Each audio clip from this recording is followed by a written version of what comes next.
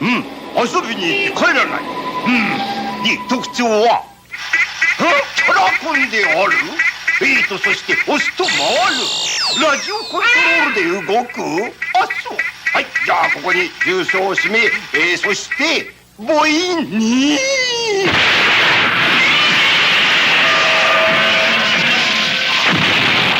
キャラコンゴジラバンダイより発売中。キャラコン怪獣も続々登場。ウルトラマンの怪獣大決戦場だ。ビルモがスタンクもすごいサウンドで大爆発。ウルトラバトルゾーン怪獣大決戦場。 Today on Collect All Monsters, we ask whatever happened to the one-hit wonders of the Kaiju genre. It all starts now. Ikimashou!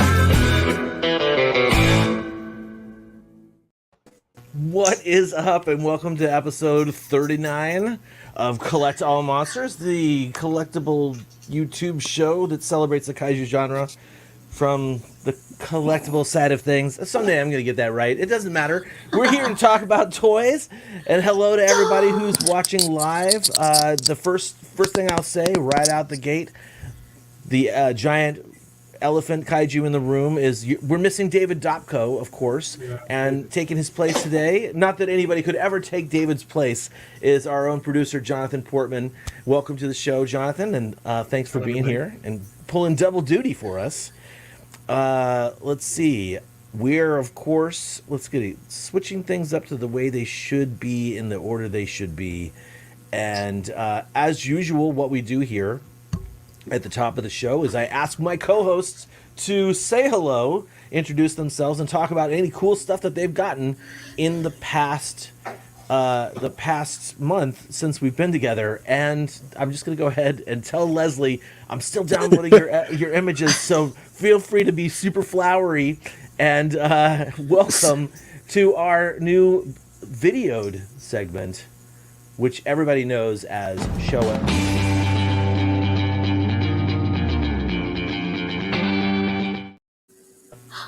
There you go. New video. Look at us upgrading. That's right. We're fancy people here. So yeah, Leslie, go ahead and take the spotlight.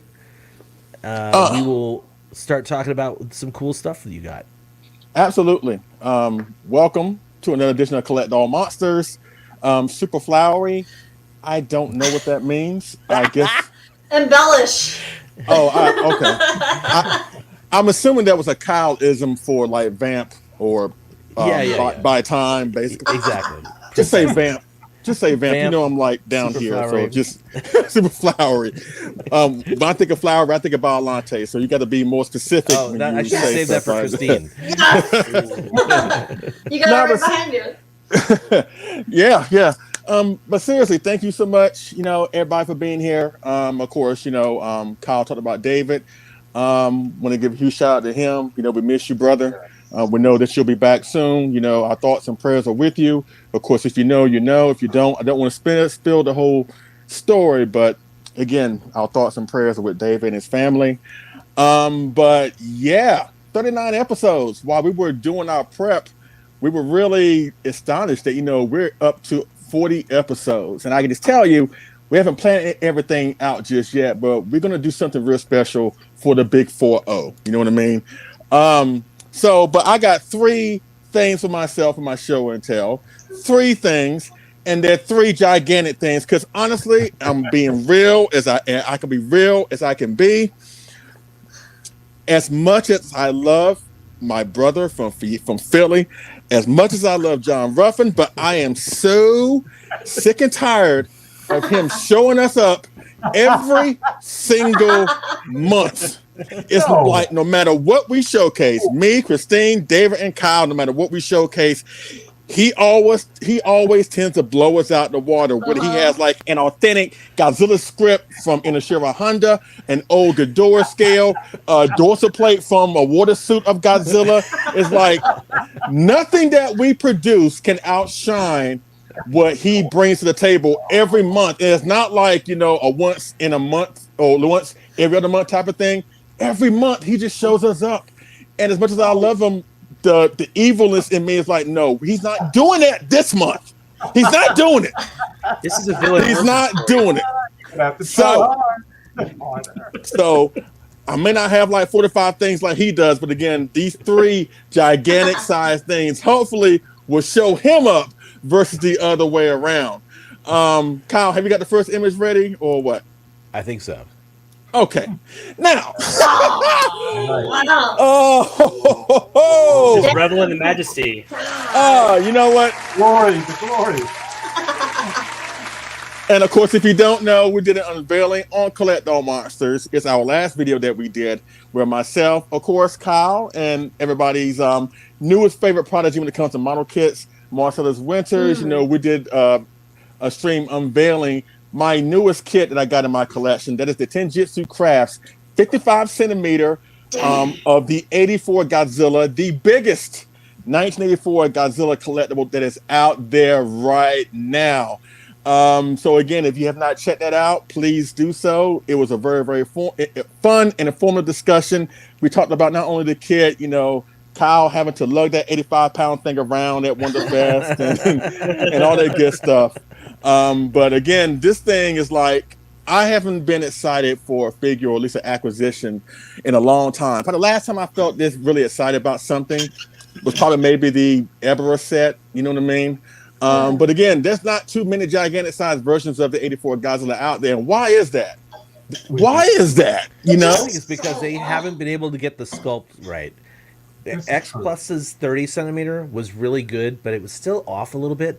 Obviously, their 25 centimeter was way off, and it wasn't until we got the Sakai really that it was kind of like, oh man, yeah, this looks right. I was thinking about that too. I was thinking about that because, you know, I always view the Sakai 84 as like the best 84 out there because of the detail and just the way it looks like the actual suit. The way Sakai built and made that thing, you know, made it like a top of my list. Even though I do have the side-by 84 from Monster 28, that was my favorite 84. But despite Tenjitsu Crafts having somewhat of a hit or miss in terms of the sculpts, this is actually a hit. And again, this is the biggest 84 out there, 22 inches tall. His tail that is flowing upwards behind him is at 21 inches tall. So again, you know, yeah. So again, Tenjitsu Crafts has laid down the gauntlet. So hopefully X Plus, Mondo, Spiral Studios, Omega. Nope. Ain't doing that one. Hopefully somebody that does good sculpts will get shut up, John. Hopefully they will do a gigantic size 84, but until then, this guy, in my opinion, is the best and the biggest. Now let's go towards the second thing that I got for myself. And actually, you know what? I think David Dopko is going to do a special project on this real soon. But I couldn't resist getting my hands on this. But I got to bring it up. Oh, jeez. The Mondo 2003 Godzilla. Yeah, I had to get it. Yeah. God. Look at that. Yeah, I had to get It it. looks so good. Yeah. It comes with alternate heads, but I don't feel like getting them because they're downstairs right now. But it comes with this head where he's blowing out the fire. He comes with another head where he's open mouth. Then he comes with a head that's closed mouth. Then he comes with a head that has like one of Martha's bitten off legs. Remember in the film he bit off Martha's legs? Yeah. So again, this is extras. Wow. Yeah, look at the base too. You know what I'm saying? This is great. Again, don't want to go more into this because again, David is planning on doing a special project on this. You know, whatever. But I mean, between me and David, we're going to convince you to go after this thing. I think there are a few left on Mondo's website. There's not too many. Just only a couple. So if you do want one, I highly suggest you get one. And it's timely because Tokyo SOS did celebrate their birthday this year, anniversary this year. And didn't the movie come out in theaters last month, right? Yeah, there was a special reissuing of it. Yeah, so everything about this piece is great. The monster larvae, excuse me, the atomic breath, his scar, the base here, even the parts of Kiryu right here. It's a solid piece. It's a solid piece. Oh, I highly recommend it. So bad. I have nowhere to put it. Like I wanted to. Oh my god. Just be careful because again, it's resin, and resin and hard surfaces don't have the best relationship in the world. But again, I know some people are kind of iffy on Mondo nowadays because of the whole them laying off. Funko took over the company, I guess, and so people are kind of iffy on Mondo at this point, which is understandable. But if you got the extra money and you want a quality piece of the Tokyo SOS Godzilla, and especially if you already have the awesome monster that came out, I think last year or year before, put them together. Oh my God, you got a great setup. But I highly recommend this piece. I really, really, really do. Now, the last gigantic piece that I want to talk about and show, and because when it comes to this show, I'm like on an island by myself when it comes to a couple things. Like the rest of my co-hosts left Safubi. I don't. The rest of my co-hosts was on Team Godzilla. I wasn't. And I said before when I covered this thing on a news segment, I don't care. I love being the bad guy on the show, quite frankly. That I was going to get this guy. Okay, I know a lot of people, at least the rest of my co-hosts, were not going to get this guy. But it's been popping in people's hands currently, and I present to you the newest addition to the S Plus Gigantic series, the 2021 MonsterVerse Kong. Yeah, He's huge. Yeah. Wow. Look at that. Look at the detail. Oh, That is ginormous. woo, God. Yes, this thing is amazing. Oh my god. Despite the fact he lost, I'm still not over that. But I am winning in a way because this thing is actually bigger than the gigantic legendary Godzilla the S Plus put out. What? What? They were not in scale. He doesn't scale well. He's bigger. Like when you put them together, Kong is actually looking over Godzilla, and Godzilla's a little bit shorter. But I know a lot of people don't really like the fact that Kong is bigger, but I'm sure a lot of those people are on Team Godzilla anyway. And since how y'all threw it up in my face that Kong lost, and I take nothing away from that, he lost not once but twice, I can throw this up in your face. He's bigger than your Godzilla. He's bigger than your Godzilla, and you can't change it. So kiss it. Kiss it. Oh my god, it's a monster! But yes. Oh, yes, but I love it. So between the 84 Kong and the Tokyo SOS Godzilla, I have been so blessed, recently. And you know what? For the remainder of the video, or at least the stream, I'm just hold them because I love them that much.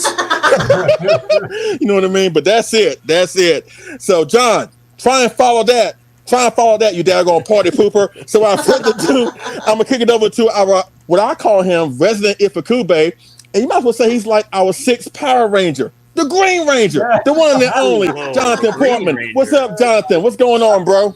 Whoa. Okay, so that's high praise, the Green Ranger. I don't think I deserve that title, but I appreciate it. It's much appreciated. Hello, everybody.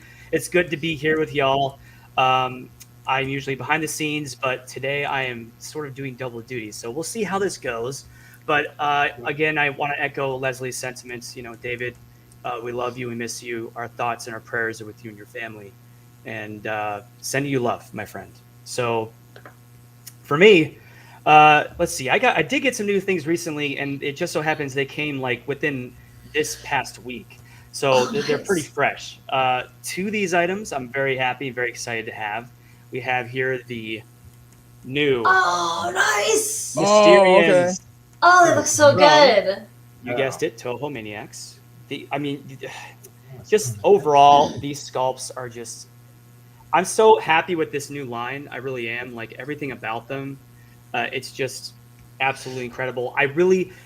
am now addicted to it because I think we've all been echoing for the longest time. We need human characters. We need the Seiji. We need the aliens and stuff. So I think it's about time that they're getting their due. And I love the scale of these, by the way. Like, they're so nice. You could put them next to anything. I have them sitting next up, to my train biter, next to Sarazawa, and, not the controller, but the guy who always has his hands behind his back. So, I'm obsessed with this line. I'm glad they keep it rolling. I can't wait to see what's going to come out in the future with them. Two things that just came in yesterday, literally just came in yesterday. And it's funny you brought up Mondo, Leslie, because I want to give them a little shout out. They pulled me a solid. So I recently got these together yesterday. We have the beautiful vinyl. Awesome. I mean, So I will say nice. this. I haven't been too high on some of the Godzilla releases they've done. I think the art is great, but if I were to, I love stuff that's more like this. It's a little more out of the box, a little more design heavy. It's not as just like a reference photo that they kind of painted or just slapped on there. So, and it's got a beautiful backing, the colors, everything about it. Yeah. The inside is this. The inside trifold is just boom, baby. I love that. Cool. That's nice. That's Boom, beautiful. baby. I love that. Like Wow, there you go. Nice. And That's so Oh, that's just beautiful. I love that. That'd be That should be a great. poster. everything about this, and I haven't listened to it yet because I literally just got in before I went to work yesterday. So it's like this is like get and go. So the next one here, the next one I have here is, and Leslie, we talked about this a few times. Godzilla vs. Woo! Mothra, 1992, Akira Nice. Ifukube. This is okay. So I admittedly, I do have issues with this score overall, but there are some beautiful pieces in here that I listen Absolutely. to often. That I listen to all the time. They're on my playlist. And he did some really cool reworkings of a lot of his old stuff. I just love this right here. If you don't have it in person, you cannot really appreciate. I mean, you could see it here, but the texturizing on this, it's like almost like a chalk. It's like a hard Really? like cardboard. It's not. It's very texturalized. It's almost like hieroglyphics, if you will. Especially in the Neat. back here, it's like a Ooh. chalk sort of spray. Even though I think they have the wrong Mothra reference here, that's okay. That's okay. It's All right. still a boss. Beautiful. It's still a boss. imagery, though. This is incredible. Wow. Wow. Look at that. Oh my god. That's I mean, very well. yeah, a little Batcher there. Oh, in the that's corner. awesome. And I will. We don't have all the time in the world, so I would show you like the vinyl discs themselves. But I will post. I think I posted those, or maybe I'll post them again at a later Actually, date. you know now. what, Jonathan? I do have those open if you just want me to Oh, you do? do a share. Yeah, Okay, yeah, sure. working behind the scenes, man. Hey, we're flying by the seat of our pants today. Oh yes, actually. So I just took these yeah, there you go. before I These were left for down. work. There's That's cool. I like that one. Yeah, that's Man. cool. That was That's beautiful. beautiful. by the way. Everything fits aesthetically. I just love the way it pieces together. This again, this Oh whole wow! thing. Oh my god! Look at Shows that. in right there. There's a blue disc and then there's an orange Ooh. one. It's basically the same thing, just kind of inverted, I guess. But yeah. So Mondo did me a Wow. solid, okay? So Mondo, I emailed them because I made the mistake, and I think a lot of people have done this, and it's okay because like I just do this inherently. I will order things in bulk. So I ordered this and Rodan and GMK at the same time. Now GMK My man. come out. I know GMK is so. I can't wait to get that one. So GMK isn't going to release, I believe, until like June. And so when I saw these already released, I saw people already kind of getting them, and I was like, oh man, I really want them like now. So I just emailed Mondo real quick. I was like, hey, I understand you guys are busy and a lot's going on right now, but if you can't do it, that's fine. But if you could possibly break up my pre-order and send me the two that I've already pre-ordered that are already out, I would greatly appreciate it. They got back to me within a couple hours, and they're like, yeah, man, we Wow. can totally do that. Sure, no problem. great. They came That's within a awesome, week. They came faster than a normal release that I normally get. Usually everyone gets them before me. I'm sitting over here in California waiting patiently for me to get mine. But they came within a week. I can't say Wow. enough. Thank you, Mondo, for that. I appreciate it. And it never hurts to reach out. That's all I'm saying. If you have an issue or something, a problem with the quality control or whatever, reach out to them in a very kindly manner and just give off that energy. I'm sure they'll be the same right back. And they were to me. So And who am I? I'm just like a random. So they just did. I'm really You're the happy and producer of fortunate. Collect All Monsters, Jonathan. I am the producer. Damn it! I almost Don't said you a bad know who I word. am? Don't you know who I am? You guys ever seen that bowling clip? It's like that guy hits the bowling, and he's like, "Who do you think you are?" I am. He like flips out, and it's funny. I can look it up on YouTube. I don't know why I got reminded of that, but anyway, that does it for me pretty much. I think I don't have anything else. So without further ado, I'd like to kick it over to the queen of Collect All Monsters, Christine. Oh, guys, my goodness.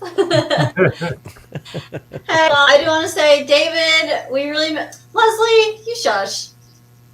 I didn't say anything. I was just looking down. I heard you. I didn't say anything. I'm just looking. He's like, queen Kids, of one. do I have to separate you? Violante. But yeah, we do miss David. I mean, it's great to have you with us, Jonathan. So thanks for stepping in and covering for him. But David, we love you. Can't wait to have you on the show with us next month. My show and tell, actually, surprisingly, I did not buy anything this month. I'm saving up for G-Fest. I'm saving up, and there's some things coming out soon that I would like to get that's on my radar. But so I figured maybe I'll just show off some things that I got before. I don't think I've ever shown off on here. But since it's spring, I got this cute little Godzilla wind chime. Cute. It was actually, I'm pretty sure, I think Dell actually gave this to me a couple years ago for my birthday, possibly. Nice. But he got it from, there's a store out in the Bay, right outside San Francisco called Kimono My House. And that's where he got this from. And I have been meaning to go out there. I really want to go see her store. She's got a whole bunch of stuff like Astro Boy, Godzilla stuff, Ultraman, all kinds of things. Yeah. So if you're in the Bay Area, stop by Kimono My House. They're not open, I think only on 3 days a week for it's a 4 or 5 hour window. But then also, since I saw, G-Fest released their vendor list, and Marasan's going to be there this year, which is very exciting. So I thought I'd show off one of my favorite Marasan toys. This is the Crystal Godzilla, the J-Tail. They came out, oh gosh, this one came out a long time ago, 2009 maybe? That's Maybe beautiful. even earlier than that. But it has this beautiful shimmer cellophane kind of look in it, and I'm all about that. So Is there tinsel in that, right? yeah, there's a reflective, I don't know if it's cellophane or whatever it's called. But Wow. yeah, there's some sort of really pretty. I love stuff like this. We need more figures. Just do them all. The crystal stuff. That's fabulous. So that's all I'm going to show off for right now. But hopefully next month. I mean, there's some things that are coming in that I'm waiting on still. I got pre-orders for, so should have those soon. But I know, nice and short and sweet for me for show and tell. But I know John's going to cover up for me, so.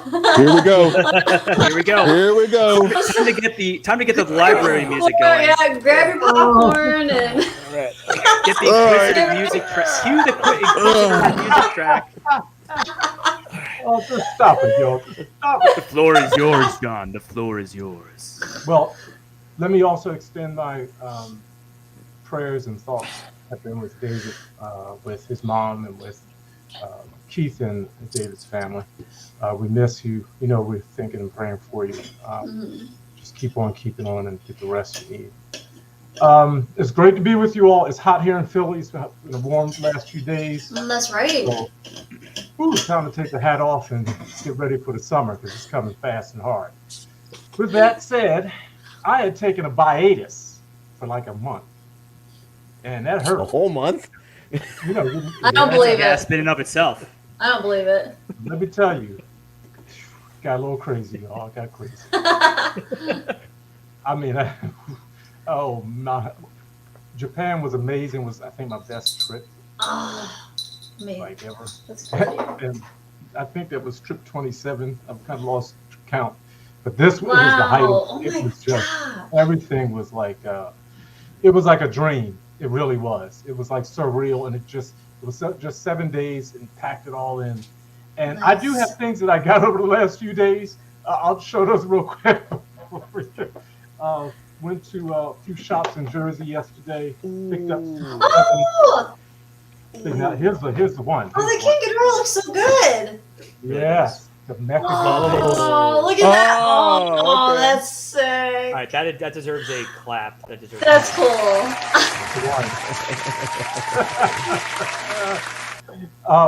So, That's cool. Kyle, should I go to Japan at this time? I'm ready for Or- you, buddy. All right, Do let's it. go. Ooh, let's take a trip. Now, it was 7 days of, boy, it was hit the runway and go. Yes. It was fantastic. I got a great airfare. It usually runs about 1,700. I was able to get my flight for about 14, but that was because I had to add a couple hundred on for the, the service, all that junk, extra stuff. Mm-hmm. But it was fantastic. Got into Japan. So, you fly from Philly. You lose a day. Got there on a Wednesday. 7 days and then back home, and it was a whirlwind. Every day I was on the move, and Wow. I built a whole trip around Godzilla's 70th anniversary, and so that was kind of like my focus. So day one, I only have like 8 slides. I have a lot of photos that I haven't. I'm not sharing now. But what's cool about the airplanes now, at least this one, I flew on all Nippon airline. In the back, you see, with the little screen, you can watch the landing or. Oh, watch. what? That's so cool. I didn't know I had to that. video the do whole that. thing, This is insane. So got in around 9:30. We were delayed in Chicago. I left out of Chicago and headed straight. Nice thing about Haneda, you're right in Tokyo. Narita, you have to go an hour or so to get back into Tokyo. But so Haneda was great to fly into. I was exhausted. Haneda, though. Money. Yeah. Yeah. But Yeah. it worked out fine. I flew back home out in Narita, so it worked out perfect, logistically wise. So that was day one. Nothing deep, but just a good flight. Very little turbulence on both flights. Nice. Everything was great. No complaints. I mean, I was grateful because after some of those flights that you heard about, people, with the turbulence hitting their heads and all that stuff, I was a little nervous. This was my first trip since 2019. I hadn't even gone anywhere since then, so it was just great to get a break. And I did this trip primarily because it was my birthday earlier in the month. Okay, we can go to day 2 next. And so right early in the morning, I stayed in Tokyo in one of those cube hotels, which I love. 7 nights were only like $350. 8 nights, 7 Wow. nights, $850. Oh So my Tokyo was always gosh. my home base. So first thing in the morning, I jumped on the Shinkansen with, they changed the rail passes. They're just like normal Shinkansen tickets. So you have to remember when you put it in the ticket machine, you got to take it out, or you get jammed up. Wait, You don't lose that. you don't get the little the thing that you flash to the people now? No, you don't even flash it anymore. It looks just like a Oh. ticket. And Wow. yes, and it's different than it looks like a Shinkansen ticket, but it has certain markings and things. QR code, I think, on it. So you put it in like you would do a normal ticket. You don't go and show the attendant or anything like that. But you have to make sure you get it on the other side. And one time my ticket got jammed because it was a little bent, but they were kind enough to open up the machine and take it out for me. With that said, I arrived in Nagoya a few hours on the second day, and my hotel was literally right around the corner from this Oh awesome my gospel God. place, the Nagoya TV Tower. And so I immediately, I go to Nagoya because it has that's where I lived for a year, has so many great memories. So I headed immediately over to, did my walk. I used to walk about 8 to 10 miles every weekend on Saturday. So I headed on my walk straight from there to Osu Kannon Temple, where all the shops are, Mandarake, Jungle, Volks, Kids Land, and others. So, and I got to shopping. I'll just show some. Mandarake has stuff that's there in the shops that are not they don't come up on the website. Mm-hmm. They just don't come up on the website. I got this this was the Billiken Godzilla 1954. It's kind of painted, beautifully done. Oh, that looks so nice. Yeah. Yeah. Very cool. Really, really cool. So I got that I at the like the- Mandarake, one of several items. They had a lot of cast figurines too. From there, I went to Jungle, which was awesome. They had just a plethora of X Plus as you might be able to see them there, the gigantic Mechagodzilla. Then I headed over to some of the smaller shops, don't have necessarily recognizable names, but Volks, and over to Kids Land, which I always did every Saturday. So that was day 2. But this was before you go to day 3. Again, I had 3 places I had to go on this trip.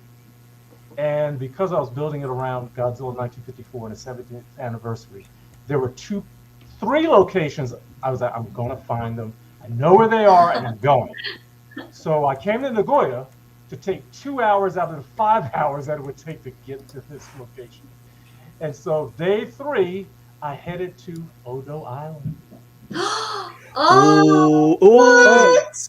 Oh my gosh! Odo Island was filmed cool. in a place called Tabo, or Toba, excuse me. I'm not going to Oh my god! Let's get that wrong. It's south of Nagoya, and it's a port town. Now, the first location was the location of the Shinto shrine where they performed the Kagura. Okay. And Yes. so I found out about it a few years ago, and it's in a small little. Once you get out the train, and you walk about 10 minutes, and it's just incredible. It's like going back to the Showa era, because I don't think much has changed in the town where the shrine is located. You could walk right past it because it's almost like an alleyway up into the trees. And this is it. This is the shrine. This is where it all happens. And it still looks the same. And you can cut. I have videos, the panoramic 3D stuff, and all kinds of crazy stuff.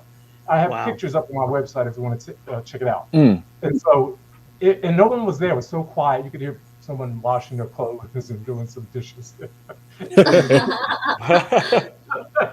So, not a huge tourist destination, I guess. It's like I'm seeing this image, and I'm already hearing that ritual music in my head. Yeah. Yes.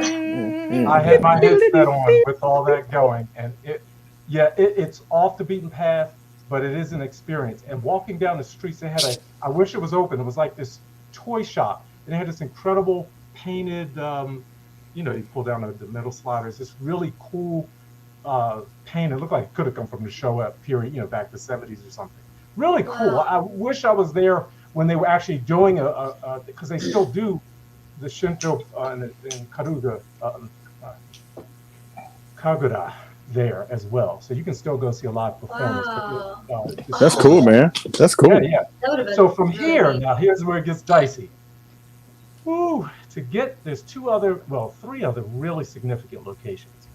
But to get there is a 50-minute bus ride deeper into the port. And let me tell you, you don't want to get left up in the mountains. Oh. And the bus travels through. You go through 30 stops, and you keep going, winding up into the mountains. And you can see the one picture there. I got off at a particular stop, and I shouldn't have got off there. And you see the same location where Dr. Yamane and they came up the hill and they saw Godzilla, in 1954. That's the location, because right down there, if you see that port, that's right where Godzilla makes his first appearance. But cool.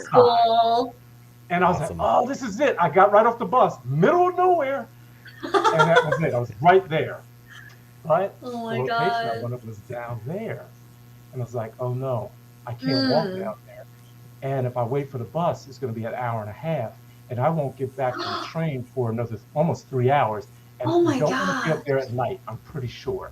You could just feel the bears or something coming up on you. Ooh. So with that said, I was a little disappointed because I didn't get to the location I wanted to get to. Day 4. Let me hurry up. Day 4 was all about Tokyo. So I headed all the way back to Tokyo. 4 hours, 4.5 hours, almost 5 hours. Wow. All the way back. And that day I spent with my good friend, and we went to, I spent 4 hours in heaven, in paradise, Oh. knocking on Broadway. And it was like, it's better than ever. Kyle, you can go to day 4. I don't know if, and you can see some of the, I don't know if you can, there we go. You can see it was y'all. Oh wow! If you please go to Japan and take it all in. It was so much, and I wanted to go back because I didn't get through everything thoroughly in 3.5, 4 hours. It was so much good stuff. And let me see, what's some my things? goodness. Oh, let me just show you some things. My friend was so kind to surprise me because I'm collecting old vintage kits for a reason. So got me a couple old Ooh, Oh, Dodge kits, very nice. old bolts, and this Godzilla, heavy Godzilla 89 kit. Really cool, some Woohoo! historical kind of pieces. And then I went buck wild and knocking on Broadway. I can't even. I'll show some things, but I went crazy. It was awesome. And then we headed over in the evening to the Godzilla store, which was always great. I'm going to tell you, Osaka's the best. Godzilla store Osaka's the best. Obviously because of the space, bigger. Then over at Hotel Gracery, when we went to the last stop was the Godzilla head, but they had a small Godzilla exhibit with one of the Heisei suits, along with some of the miniatures. I didn't get to go to Fukuoka and the DNA, Tokusatsu DNA file, but this was a little bit of taste of it, just a little bit. And it was awesome to be able to, just enjoy that. And then get the last show when Godzilla fired off his breath and closed for the night at the hotel. So day 4 was fantastic. Nice. But in the evening, I said, I was headed to, almost done, a couple more days. The next day, I was heading to Osaka. And I said, you know what? Nice. I came to this trip to see where Godzilla first appeared, and I'm going back. So I knew I had to go through Nagoya to get to Osaka. So early in the morning, 6 o'clock, 6:30, I got to the Shinkansen, headed back to Nagoya, and headed back to Toba. Headed back to, next slide, day 5, and I found it. And this is Hachiban Yama. that's the hill. That's the same hill. Oh my god. Dude, that's crazy. That's really cool. And when I got there, the bus is the last stop. This is called Ichika Cho. It's Ichika Port. Right behind me is the port. I mean, you see the boats right out into the ocean. And when you drive, I have a video of driving going on the bus. It's amazing. It was beautiful, beautiful. The first day I went, but it was a little rainy on this day, but it was perfect. Because I was like, It looks pretty, yeah. So I had to wait about a half hour, but the bus just pulls up a few feet from this where I took this photo. It was like it was waiting for me. I was the only one on the bus for almost the whole ride because nobody was going here.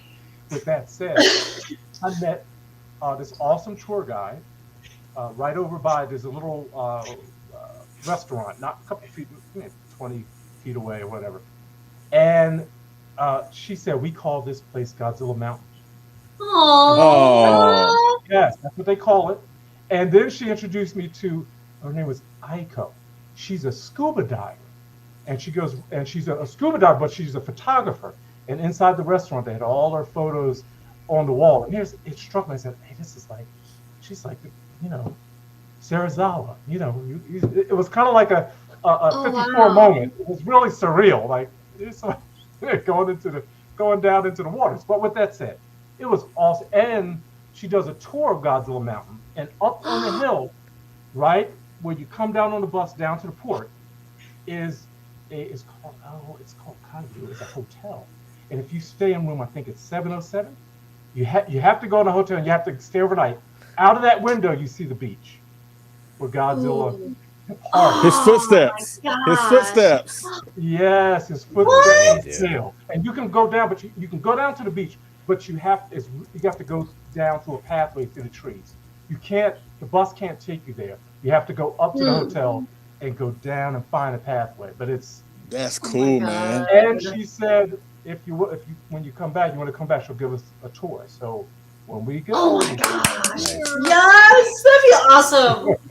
So that was of the height of the trip in the sense of places I wanted to go. Okay, day 6, 2 more days, almost done, almost there. So the next day I headed from here to Osaka, where Dindin town, and got crazy up in there. They have at what is it? It's jungle. That's like their, I guess, their mothership. Yeah, Their- the jungle. their Yeah, anime jungle. Wow. Yes, Anime Jungle. Wow, they have a whole floor now. It used to be a nice section of Godzilla, but now they have a whole floor, kind of a whole section. Oh, dedicated. nice. Oh, I mean, wow. my pictures don't do it justice. Just surrounded by, you know, from Bandai X Plus, and you see the Godzilla Kong, you know, that the battleship, you know, that's in Yeah, like, yeah. and that Oh, huge yeah. Mosu Goji, amazing. I got better pictures for you to see. Listen, Wow. it's fantastic, fantastic. And then so I had to go to other shops, Mondadake, you know, did that in the evening, because that and got some good stuff. What can I show? What can I show? What can I show? Why don't you take him home with you? Too big. No, he was not. Oh, you know, I got some. I'll show a couple things. These little CCP. Oh, the middle Yeah. size? Oh, Yeah, nice. I got like 3 or 4 of them. Got the Those Gaiden. are cool. They're really Oh, dope. I great. got this from there. Let me hold on. I I've couldn't been leave meaning to without. grab some of those. Remember, many episodes ago, I talked about the Kudu Teddy Bee, where they had the Godzilla versus Mechagodzilla and the reel. You put it up. Well, I found Oh, the yeah. projector. Oh, Where you can just insert the movie and project it on the wall. So I found Oh, there. okay. Awesome. what? Yeah, isn't that cool? That's And cool. then I headed over to another shop that you can't take pictures in. Oh, and I was looking for this, and I thought I'd never find it. And I got it for such a great price. It's the Popey Mechagodzilla Oh, man. Megasaurus snap together little remote control kind of Mechagodzilla.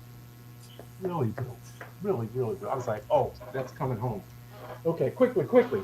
So that's set up the next day where I took in some sightseeing in Osaka. And let me tell you, now Nakano Broadway is all that. No doubt. Just overwhelming. But let me say, and I have plenty of pictures. I walked past this shop in Osaka, literally over top of it, going through the building it's located in. I think it's a city building or something mall. I knew I was in heaven. And it's called Adamski, is it? ADMS. Oh, yep. Adamski. Oh my darn. I have never been to that shop. It's been on my list of things to go to in Osaka, but I swear every time I'm in Osaka, it's like a mad rush to get through, and I never have made it there. That's what happened to me. And I said, I'm going today. I will go, every time I go to Japan, I will go to Osaka just to go there. Oh, To be honest with you, better than any one wow. shop that I've ever been to in Japan. Hands What? That's down. crazy. That's crazy. Wow. John, that's It's crazy. like walking into Showa Winter Wonderland or something. It's like, what Oh my the heck gosh. did I just walk into? Everything's in there. Everything. Okay, so day 6. Okay, and I'll show you. I went in and I was just blown away. I got this little. Oh, you got the alien. Oh my Hey, god. No Nice. way. And I was like, Jealous. That's the Awesome. parrot I was baby, like, right? oh, he's coming home with me. Yes, and I got John. many other things that I can't show from there. But it was like, Oh my this god, is yes. crazy. I didn't want to leave. It was a dream. It was a dream. And that's the Ultraman that's out front. You can sit down in the corner out front of the shop. Let me tell you, I have pictures. Pictures every aisle. It's just overwhelming. It's everything you would. It's like going in a time machine. The Godzilla store over in the Parko building is fantastic. I spent about $250 on just had to get the Mothra. You know, Nice. Clapping Mothra. Love it. Oh, cool. Where is it? Where is it? What did I do with it? Hold It's on, all y'all. around you. It's all It is. around you. If I showed you everything that was around me, it'd be insane. And I found one. Had to get the guy again. No, you Oh, didn't. You got the sweet. Geigen apron. Oh my No, god. you didn't. I love you, John. I love you. Wow. Amazing. Wow. What your mama say? You gotta What your wear it mama say next about that? episode. It's never coming out the package. But you know, 'cause Oh, okay. Mama said I ain't wearing that. I got a ton of shirts. Oh, I got- nice. I got tons of bags. I had to get this bag just to carry the stuff out. Right? I got I think I bought about 25 books. Oh Just boy. yes, it was man. Let me just share one. This book I got it. I was going to get it on Bayi, but I found this on day 7. But I'll just share Nice. that. This thing is awesome. It's the Toho SFX Mechanic Chronicle, and it goes through Yes. Mecha Oh, I was gonna Godzilla, Jet say. Jaguar, everything, all the mechs, all the good stuff, and all in wonderful detail. Cool. That's a great book, John. Great Hey, didn't book. somebody I just said, share that? I'll pay more in shipping if I got it online. And so Yeah. that was one of the great books I got. Okay, so that after that I headed to a special place because that's why I was in Osaka, headquarters for X Plus, and that was a great time with G-San and Good. always a good time. And then Yeah. day 7 was my last day, and I spent that day in Tokyo and primarily in Akihabara with great friends, Ed Holland and Hiroshi-san. Nice. Stop the presses, I forgot. But in the morning, on day 7, I said, last place I had to go. Okay. And when you go, you have to have an ear of corn. Where do you think this is? Oh yes, yes. He thought it was a gun. Oh my god! I love it. That's It's awesome, called- dude. It's called Fujimi Park, and it's actually in Ultraman Town. Whatever, it's actual. Oh, you it's know, in Soshigaya Okada? Yes, it's a short walk from the train station. Oh About a wow. 10-minute walk, 8-minute walk, according to Google. Fantastic, and the kids were playing, and I was just laughing because they just, who is this person taking pictures? Take a picture of the stairs. And they're going down the slide thing and running and having a good time, and I'm videoing. So after that, I headed to Akihabara. After that, that was just I said I'm going here now. When we later in the show, there's a place that I'm going when I go back. I regret not going there, but this was the, this was it. That was like I'm going here. It took an hour and a half to get there, but it was worth it. And last day 7 at the end, I just Akihabara. I got to see Ed Hall. We hung out and with Hiroshi-san and had a good time going through the shops and going to Kyoto and just having a good time and shopping. Nice. And that was a great trip all the way around. I can't even show all the stuff. And then let me tell you, the yen was so weak against the dollar. It was like getting 35% off, 40% off. What? Yeah, I came home with money, and with that said, I kept shopping. And let me just, I got the cast. Oh. Oh, cool. Oh, that's cool. Yes. Awesome. Yes. And one more big thing. I've been wanting this for so long, and I finally got it after I don't know how many years. The Godzilla real artwork. Oh my god! Oh, right Oh. Yes. Wow. Wow. Yes. So it just never stopped. I just Yeah. kept shopping. So fun. So fun. So it was a great trip. And please go to Japan and have a I blast. can't wait to see all your pictures and videos. Oh my goodness. If you want to see the trip to Odo Island, I have a couple blog posts up on my website with video and photos. That was it. That was the height of the trip to actually go to this location. So awesome. Oh wow. And 54, something special. Oh, wait a second. Hang on a second, dude. I didn't get the second photo of day 7. Oh, There's yeah. Ed. There we go. Oh, Yeah. Now, Oh, I'll nice. humbly submit it. It was, in Nakano Broadway, you go up the steps and you go to the main Mandadaka, the new and special shop. And 2 of my boxes from X Plus Awesome. were in behind the glass. And then when I went to Adamski, they had the Mecha Godzilla. And when we went to Akihabara, inside Jungle, they had the Mecha Godzilla too. No, this was Mandadaka in Akihabara. Congratulations, of course. Yeah, awesome. congratulations. That's exciting. Thanks, That's y'all. awesome. And then day 8 was back. It was it back home. But I had to buy 2 bags from Don Quixote, 2 cheap bags. I was bag on my back and two arms full of stuff. It was just it was a dream. It was a dream trip all the way through, nonstop. But Liam, it's mykaiju.com, I think, right? Yep. Yeah, mykaiju.com. Yeah, seriously, a couple posts finding or everything.com. Everything.com. All the there you go again. There you go again. You blew us out the water. No, Mr. One Up. Mr. One I Up. didn't just go everything. I just said stuff But- scattered around. But my stuff is bigger, and that's all that counts, really. So, if you don't think size matters, ask your wife. Hold it. One thing I meant to say. I did get little gifts, but I'm going to show you your gift, Leslie, because size does matter. It sure does. On day 7, I went to Jimbocho, where the bookstore. Oh my god!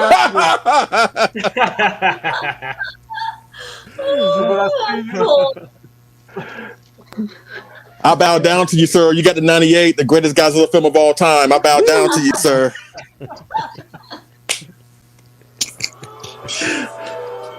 Oh, I don't think that's necessary. I took up a lot of time, and I appreciate the time, you all. Oh, Share a little bit. it was Oh, it this was was lovely, fun. lovely. And what I have to say, like, basically, your trip to Japan is way more exciting than my show at Intel, because my show at Intel will be over in 5 seconds. Because the only thing that I've gotten this month has been the shirt. Oh, nice! Oh. Oh my god, that looks so cool! Yeah. Hey, strike a pose. Hey, strike a pose. Strike a pose. Just grab those. I don't know. Yeah, Rucking Fountain had archive sale, and I missed out on this run, and the first round. And so I was like, as soon as it ended, I was like, why didn't I get that shirt? And then archive sale came around, and sure enough, instant buy. Cool. Oscar, I see Oscar is asking where I got the shirt. So, Rucking Fountain is the name of the website. They started out as sort of just a fan made shirt company, and they started like doing more and more and more. So go check it out, ruckingfountain.com. Yeah, I don't know. We could include a show link if we need to, but yeah, that is the eyes are definitely right around where the old Facebook banning comes from, is right where the eyes are. No comment. No You comment. can't No even comment. say my eyes are here now because Exactly. Well, we have had one hell of a show and tell. I think normally we would be on top of this a little bit sooner, but it's time to check in with the chat room. Oh boy. We have 42 people watching live on YouTube. Awesome. Thank you guys for being here. I think I even forgot to broadcast to Facebook this time. So you guys rule. Thanks for being here. You know what? There's just, I'm going to ask Leslie to go through the names, and Jonathan, do your best to throw them up on screen. All right, let's see. But we really appreciate all you guys watching live, and this is why we do it. So thank you for being here. Yeah, we're about to go faster than Rodan, so please keep up, all right? All right, Helmet, what's going on? Larry Latham, Godzilla Train 1090, Oscar Solis, Nathaniel Plummer, Tanner, Greg Coggin, Fancies of Cats, my number one fan besides Sandra, of course. Eric Stoke, Pandemic or Panthremic, sorry. Liam Foley, Androius, okay. Let's see, Varzilla 1, of course, Sandra, what's up, babe?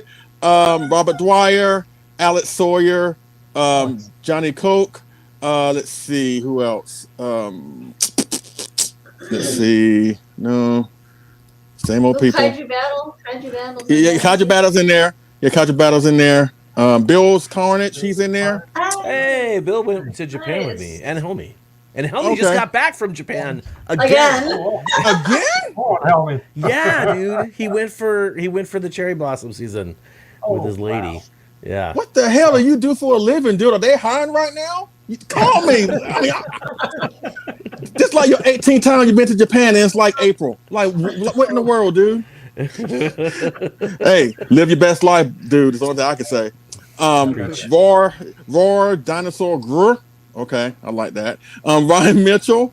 Let's see, Black Dolls Matter. John. What's Bro, up? my brother Mark. Hey, bro. All right. ES Kimura. Marks Kirby. Let's see who else. Jason Portman. Jonathan, is that your brother? That's my twin brother. Yes, Nice. Jason is here. He is watching. Okay. Colin and of course Nick Sides and Gojira fan. Gojira fan 1991. So yeah, right now it says we got 45 people watching. Thank y'all so much. Hey guys. Welcome. All right. So, You're awesome. let's see. Where do we normally at this time we're hitting our intermission, but we're going to go right back to our regularly scheduled broadcast and hit you up with the collectible news.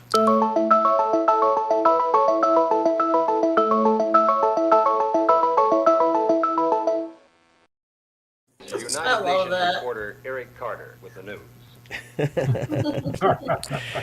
All right, so Leslie, I'm opening Yes. up your images right now, sir. Thank you very much. In my new segment, Cavity Colors just dropped their new collection, at least what they're going to be doing for the next collection. I think it's dropping around the first week of May 7th.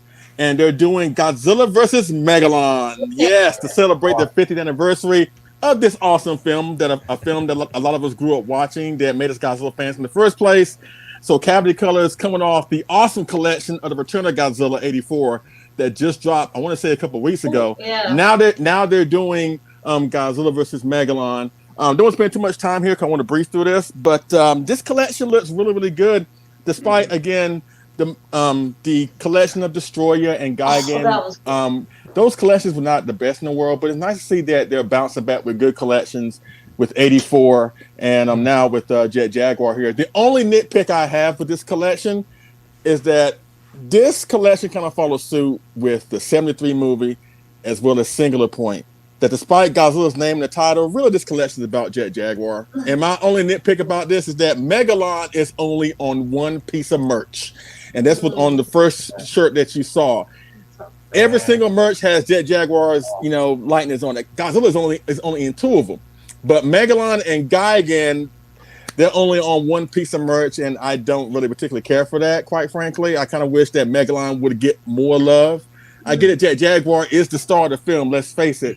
But a lot of love should be shown towards Megalon, because you can't have a great hero without a great villain, right? So I just kind of wish they would have shown Megalon a little bit more love. But I'm looking forward to this. And again, as I said in the Return of Godzilla 84 collection involving the sweatpants, I'm going to say it again here. Dudes, if you wear this, do not come up to me at G-Fest. I'm going to start swinging. I'm just telling you right now. Just don't walk up to me. Again, I already told Kyle and the rest of the crew that, while we're walking around G-Fest doing our individual things, I know I'm going to get the show a bad name. But again, if you're a dude and you walk up to me with those tight sweatpants and your blood circulation is cut off from the waist down, I'm going to just start swinging. I just have that reflex that when I see stupid stuff, I just start swinging. So don't do that. Just don't do that. Women, fine, but dudes, don't wear those tight skinny jeans sweatpants at G-Fest. All right, Leslie, I'm coming right up to you at G-Fest with those pants on. I'm gonna start swinging. I'm like, oh God, Jonathan, I'm sorry. I mean, Wear a protective plexiglass shield. please do, or a football helmet or something. But nah, Whatever's going to turn the swings into hugs. right. Come here. But that collection does look good, and again, if the sweatpants, weren't so skinny like that, I probably would go after the blue sweatpants. But again, I like blood going through my legs, so that's why I'm not going to get the sweatpants. But yeah, the collection. The Megalon, they could have had each tag team on each side of They could have had something, but Megalon is only on one piece of merch. I get it, he's the villain, but at the same time, he could have been on something else, at least something else.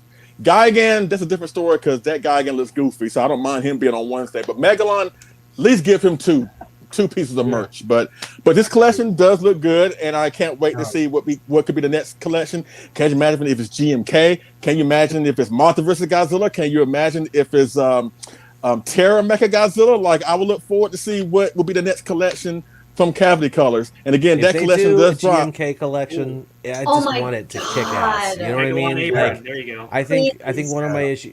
First up, I love t-shirts clearly, but I'm also super picky when it comes to designs. So Absolutely. I've been a little bit of a cranky pants on some of the drops as of late, and I just like when it Really? comes to some of these. Yeah, you remember? Don't you recall, Leslie? Yeah. Yeah, you. Yeah, me.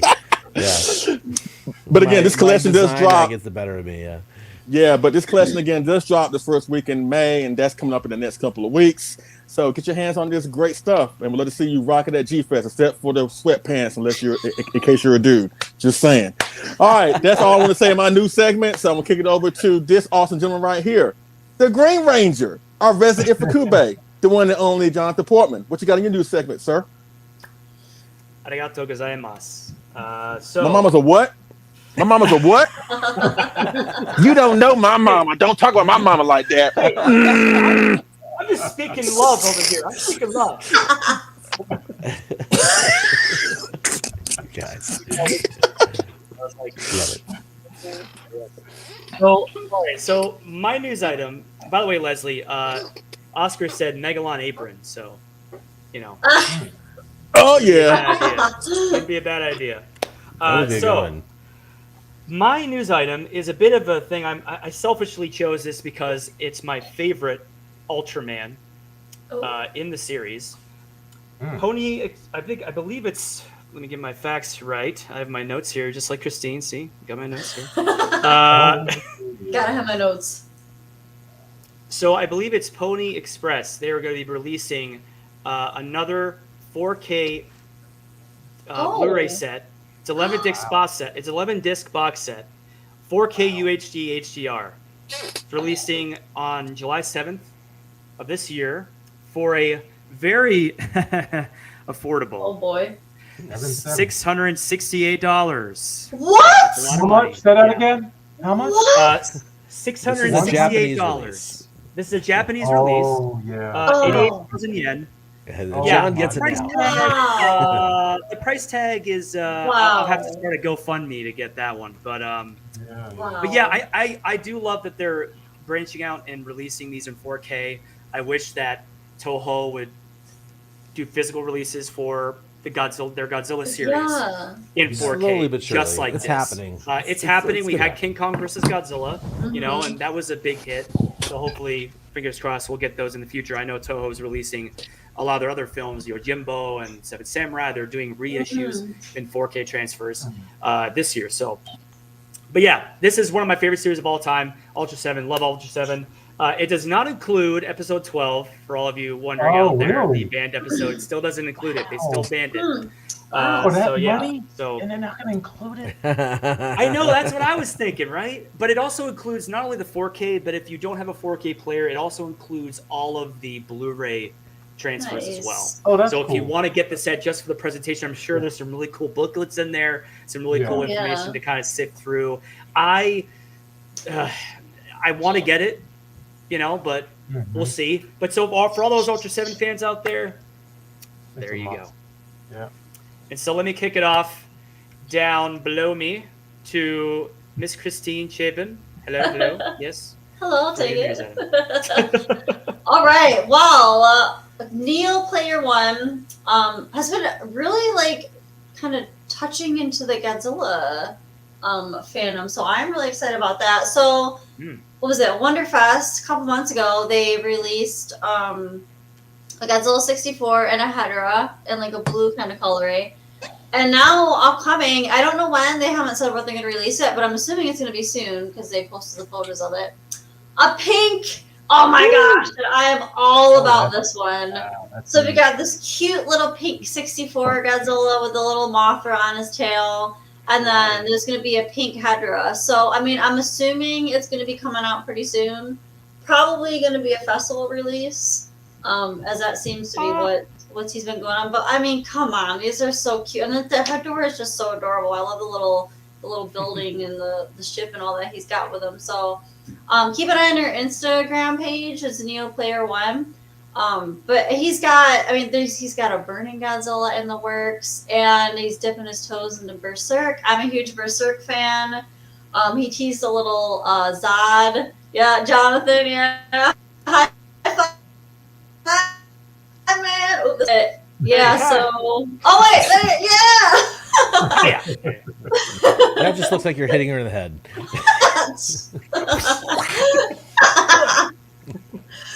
But yes, I'm looking forward to these releases. I definitely want to try and get my hands on that pink 64. I think it's really cute. I like the bright colors and like the kind of shampoo bottle kind of style with the glossy he's got going on. So I am very excited for this.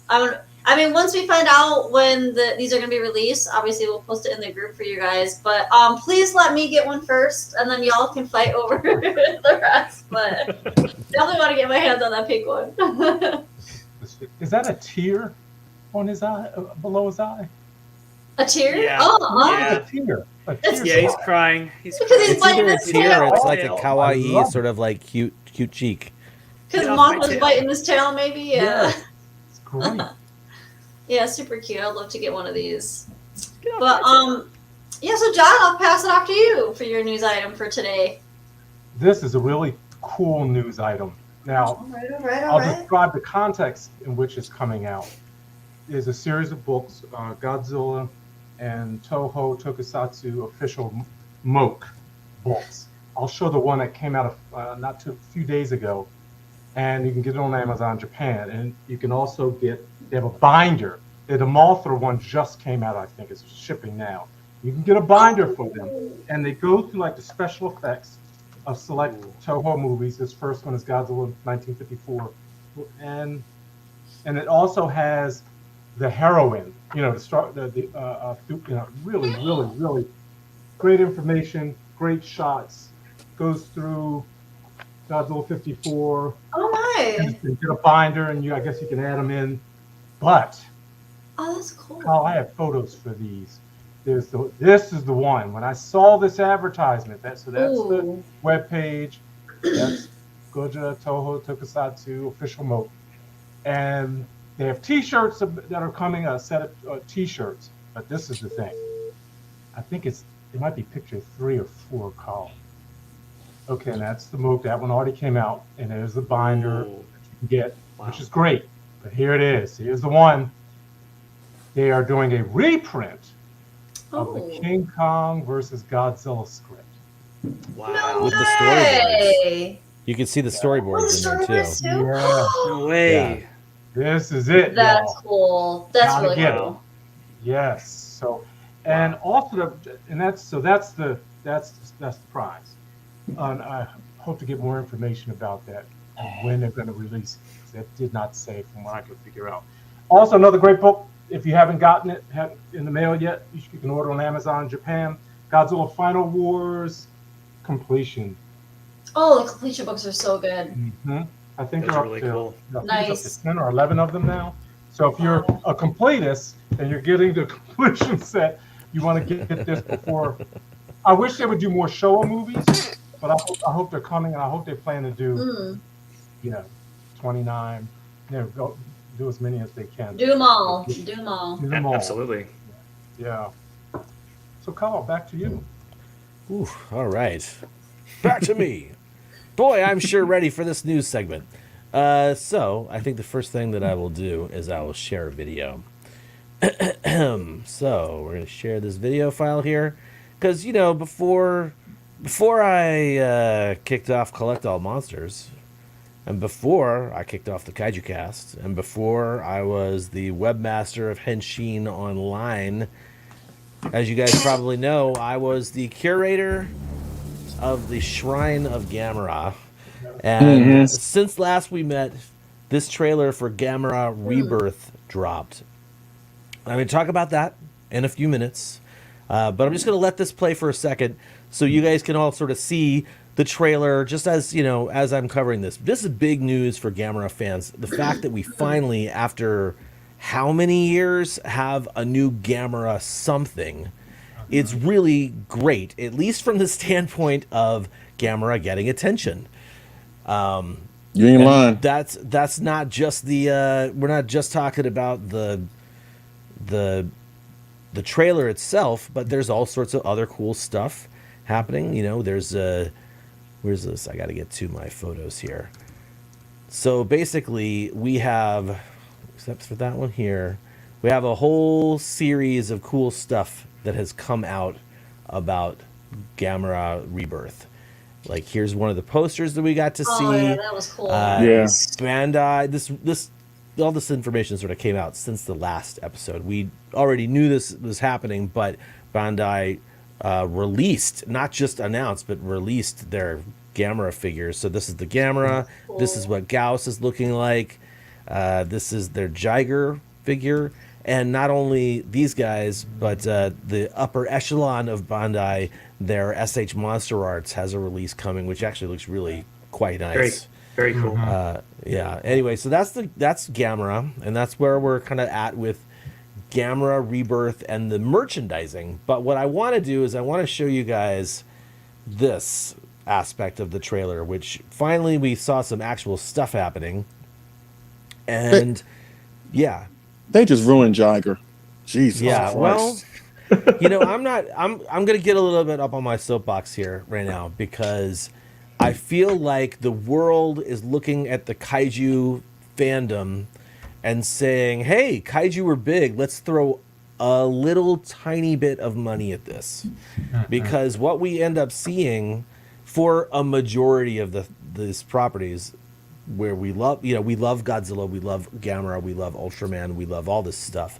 And seeing what I'm just going to straight up say, mediocrity continually handed to us. And as Kaiju fans, we're supposed to just be like, cool, I love this. I want to love Gamera. I want to love this. And I'm glad they're doing it because Gamera needs exposure and he should. Yeah. Gamera deserves more than he's gotten over the past 15 years. You ain't never lying. You ain't never lying. I want this to be good, right? And the fact that it was announced and it's like, oh, cool, this is happening. Oh, it's going to be on Netflix. It's like, this is the series of ups and downs. It's happening. Oh, it's going to be on Netflix, right? Because as we know, Netflix did Ultraman, they did an anime style, and they did Pacific Rim in an anime style. They did presented to us the Godzilla anime movies. And honestly, in terms of Kaiju stuff, the only thing I feel like they've gotten right has been Singular Point, and I don't really know how much influence Netflix had over that versus any other company that would have had an influence over it. But what I'm saying is, like, these Netflix properties are not delivering the way that I feel like they should be delivering. Like, the Ultraman anime to me is very disappointing.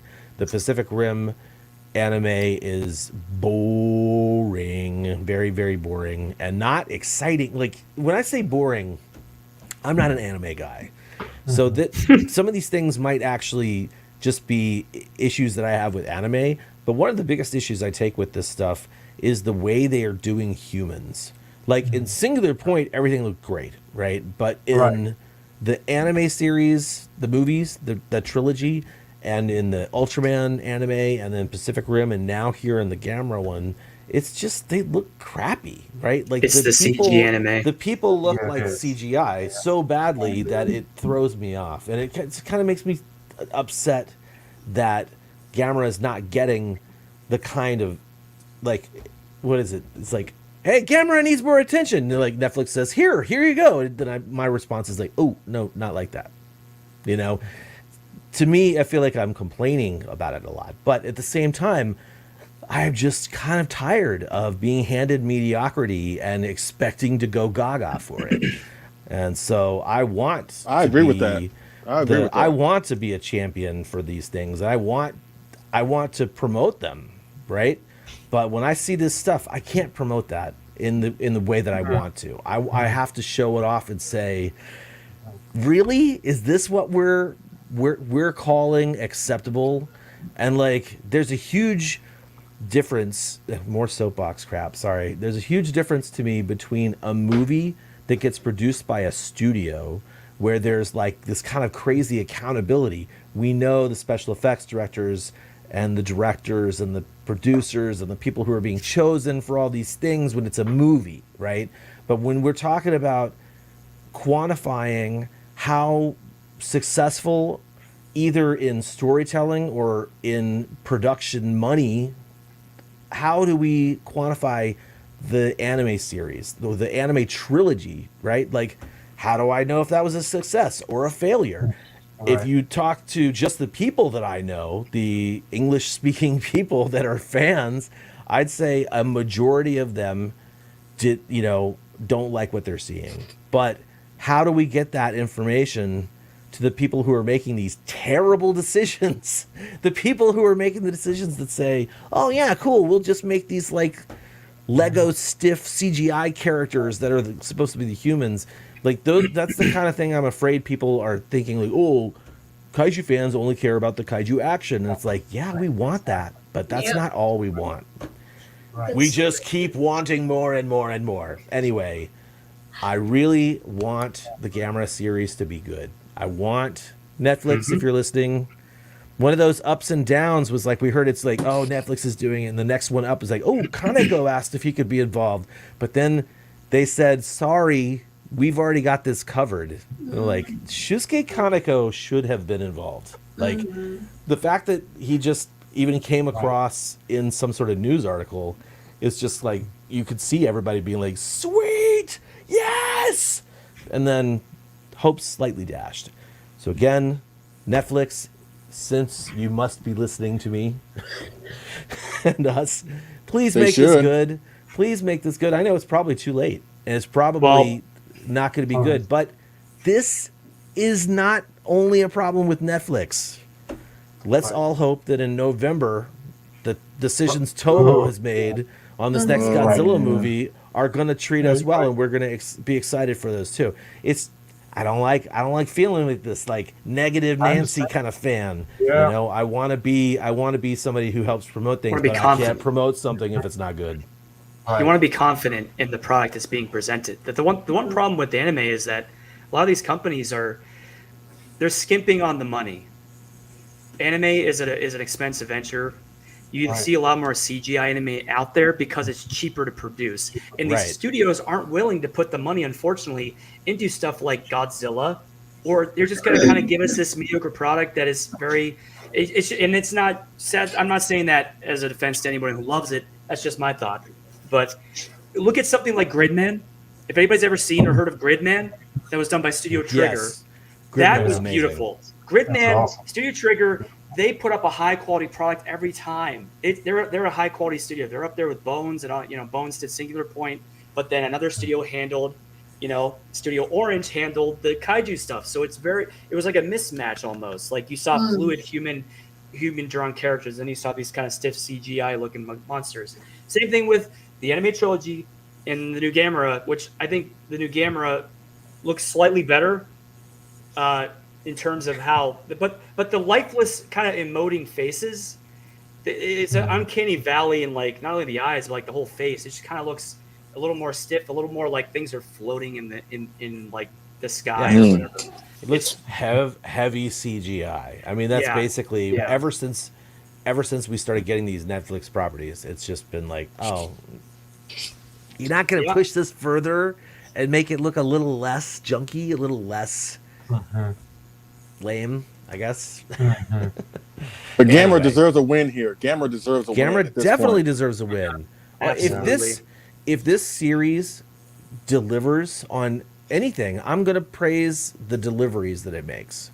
But for the freaking record, Gamera deserves better. Mm-hmm. We deserve better. Preach it, brother. We should not just accept the crap sandwiches that are constantly handed to us as if they are something awesome, Anyway, I do love kaiju things. I don't want people to think that I am like super negative about this stuff. I just absolutely want these releases. I want to be entertained thoroughly by them. I don't want to just put it on and be like, cool. You know what? That was the thing. You know what? Why is that? Why is that kaiju fans can't be critical of kaiju stuff? Just because we love Godzilla or Gamera or Ultraman doesn't mean that we have to love or like every single thing about it. And if you're vocal, vocal about that, you're called a fake fan. You're called somebody that's not happy for the cars. You're called disloyal. You're called all these things. It's okay to be critical. I mean, you ain't got to love what's been spoon fed to you for all these many years. If you want better, there's nothing wrong with saying that you want better. But why is that? Especially with the budgets. The budgets are big. Yeah, budgets are big, and even if they're not big, they should be bigger, right? Like the way I feel about this is if you don't have the budget to make a Gamera series the way it should be made, don't do it. Shouldn't make it, right? Like. I'd rather take that money. I'm pretty sure I would have rather seen a live action go at it. Give me an old show of live action. I think it's really we're at this weird crossroads in movies where it's like I can't tell if it's more expensive to make an animated feature versus making a live action / CGI feature. Right. And I think that where what you're talking about, John. Putting more money into this, that's what we really need. And I'm not somebody who's like Hollywood is the best. I really don't think Hollywood's the best. But what I really would like to see is I would like to see a collaboration similar to what we saw with AIP and Hank Saperstein back in the 60s, where you have an American studio going to Japan and saying, hey, look, let's release this as a team. And we're gonna give you the budget so that you can do this kind of stuff you need to do. Yes. I think, man, I am on a tear. I am so sorry for everybody who's watching. Can I add to that? Please do. As I was talking with my good friend Eric yesterday as we were toy shopping, collectible shopping, and I said, why don't for Legendary, God bless me, and for a lot of the things even products we see, even T-shirts and albums, why can't just assemble some of the fans, a sampling of fans to see and say, that's a good idea, but you need to fix that, maybe not do that. Just some type of, we got grand juries for courts. Just get some. When you're talking about products, technically the Toho does have that. They do have fans who work there that are in the approval department. I'm just saying. Sure, they could be more like us fans. I don't know. That's what I'm not saying better fans. I'm just saying. So some of the stuff that if the budgets for the films, for the Legendary films, the Hollywood films, I mean, that kind of money toward a Godzilla movie, get the story better or get some of the concepts. A fraction of the budget for a Hollywood movie would do amazing things in Japan. Yes. I don't have those numbers in front of me, but basically the last Japanese film production, Shin Godzilla, was a fraction, a tiny drop in the bucket of money of what we spend here in America on, let's say, Godzilla 2014. Wow. Right? I didn't know that. Yeah, absolutely. It was, pennies compared. And Shin Godzilla, just imagine if we were just our CGI, just with that great story, boom. Okay, here's what it is. Shin Godzilla's budget was $15 million US dollars. Yep. 15 million. That's it? I thought it was 10, but 2014, 160 million US dollars. Oh my god. Talk about the disparity between that.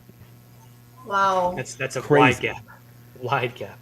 You know what, America? Just give them 30 million. See what they do with 30 million. Right? You could be a lot more creative with less resources. And I'm not saying, and I'm definitely not saying oh, American money. I'm just saying if it's a collaborative effort, like what John's suggesting, talk about absolutely a studio collaborative effort. I want to see, You know what? I want to see that really badly. I want to see some American actors go over to Japan and film in Japan for a Godzilla movie. Just like Nick Adams and Yes. Russ Tamblyn and Rhodes Reason, et cetera, just like these guys did. I don't want the add-on extra Raymond Burr stuff, even though I loved Raymond Burr's work. I want going to Japan, filming with them, being part of the crew that's experiencing the movie. Anyway, give us an A24 or Toho collab. A24 and Toho. There you go. Yeah. Should we just scrap the segment and just talk about movie making for the rest of the episode? It's going that way. It really matters because they are spending money, and it does. You know what, John?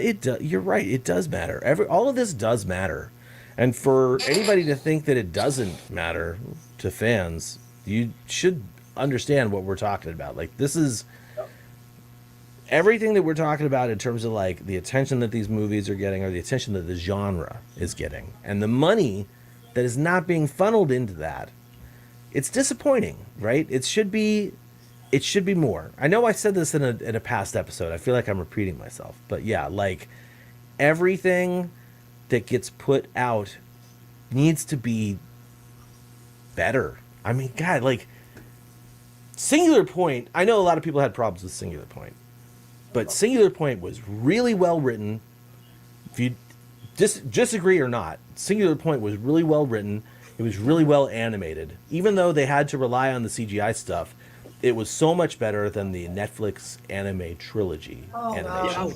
Yes. I agree. That was so bad. So it seemed like those kinds of moves make me think like, okay, well, maybe they are going to do something good, because Singular Point was not everybody's cup of tea, but for me, that was a way better from soup to nuts. Like, that is better on all counts than the anime trilogy.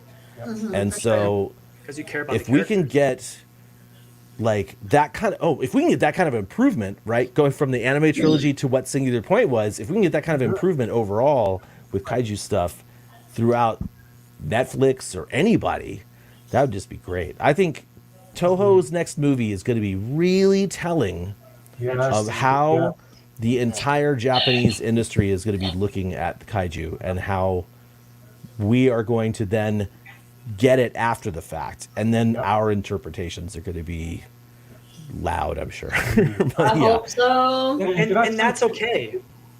Yeah.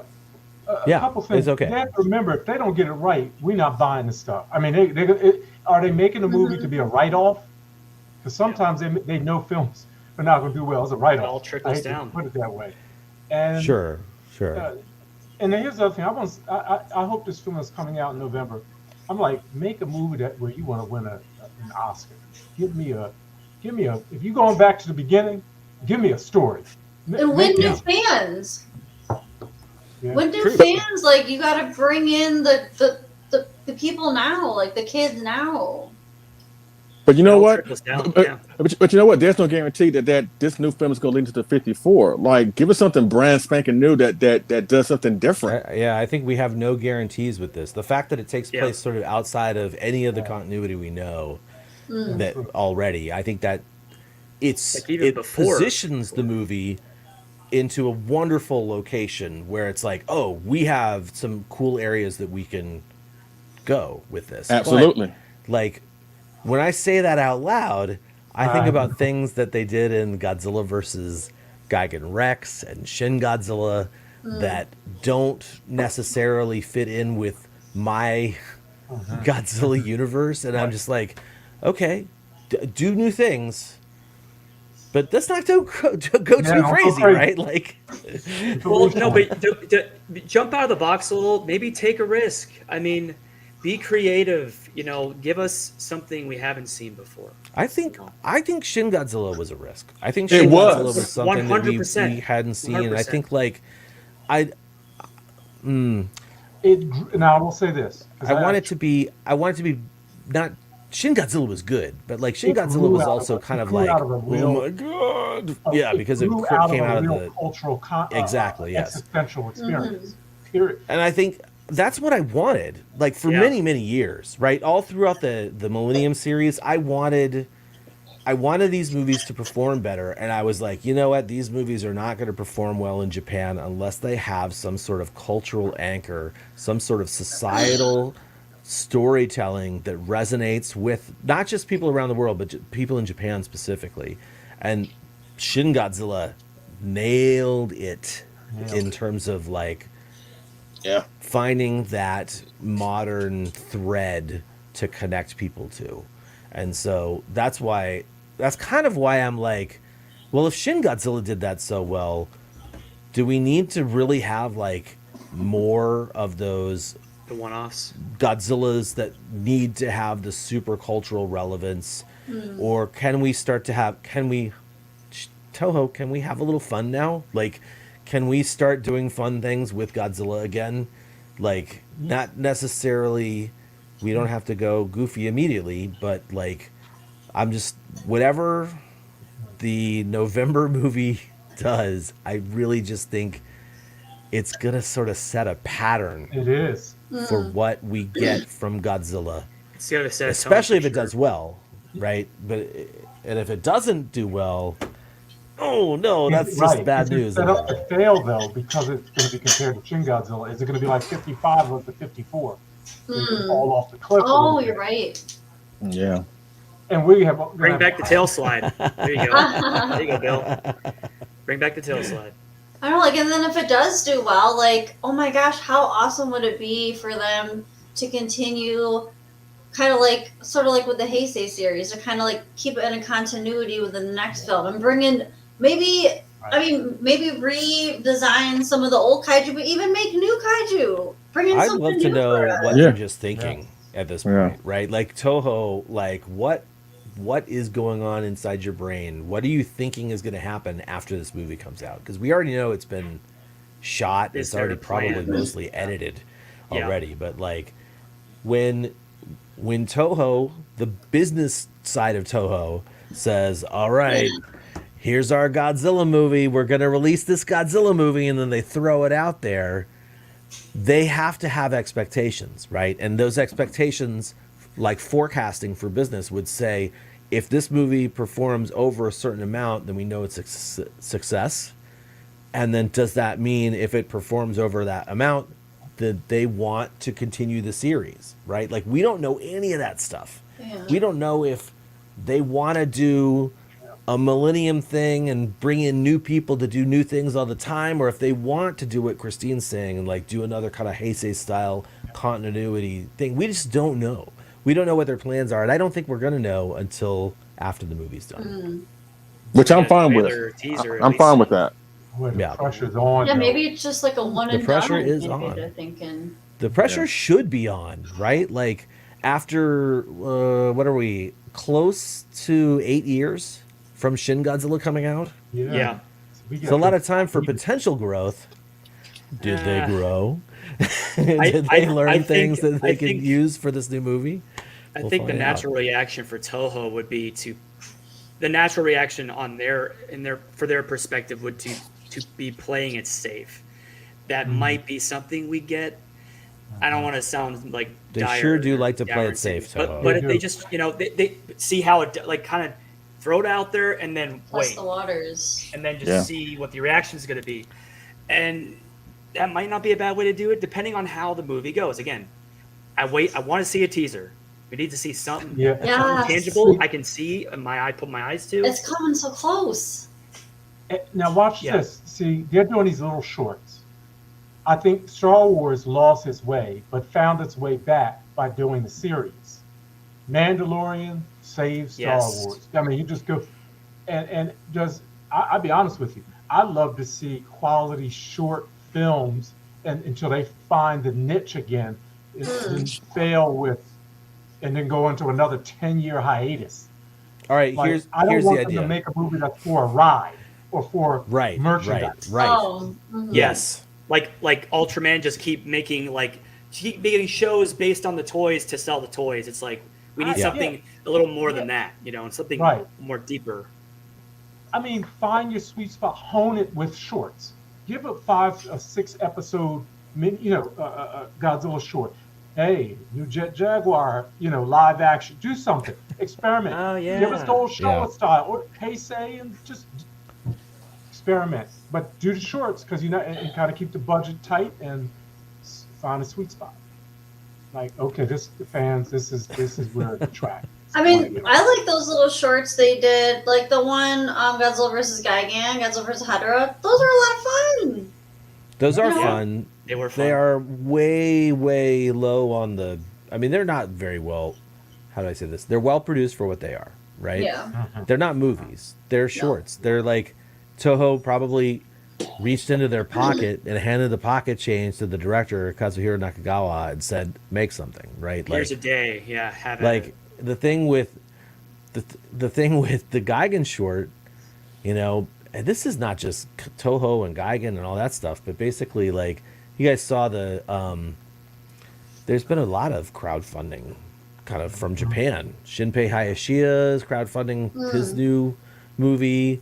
I am a huge Super Robot fan as well as kaiju movies. So like the old Go Nagai series, like Mazinger Z, Great Mazinger, they have a series called Getter Robo, and there's a crowdfunding thing happening right now to produce a Getter Robo proof of concept trailer so that they can present that to a studio and try and make a film of that. I think that there's this weird, I don't know, is it weird? What do you guys think? Is it weird when Toho says, hey, if you guys want to see this cool Gigan thing, you should cough up some money and throw it towards a crowdfunding thing? I think that's weird from 100%. Toho's side of things, but Toho's side, I understand it from like an independent producer or an independent company saying, They like, already "Hey, know we we want want to it.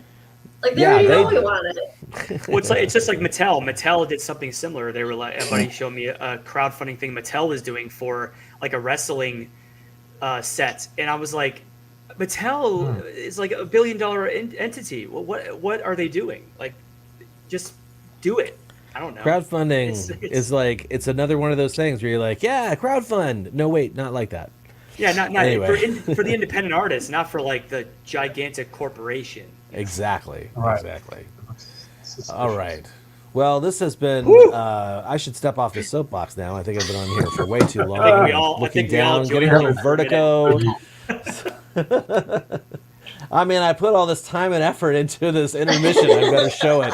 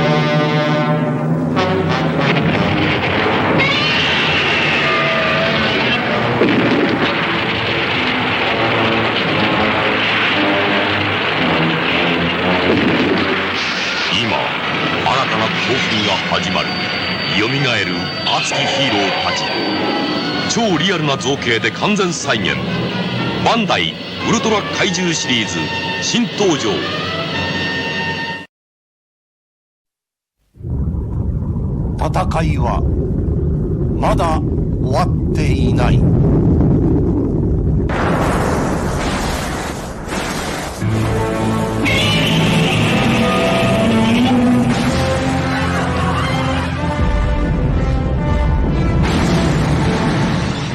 ゴジラ6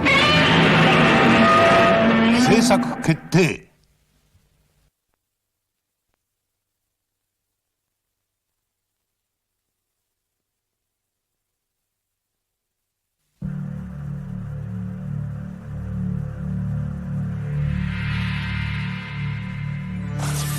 First American production. Dynamic Hollywood filmmaking. Groundbreaking visual effects. All new American version Godzilla.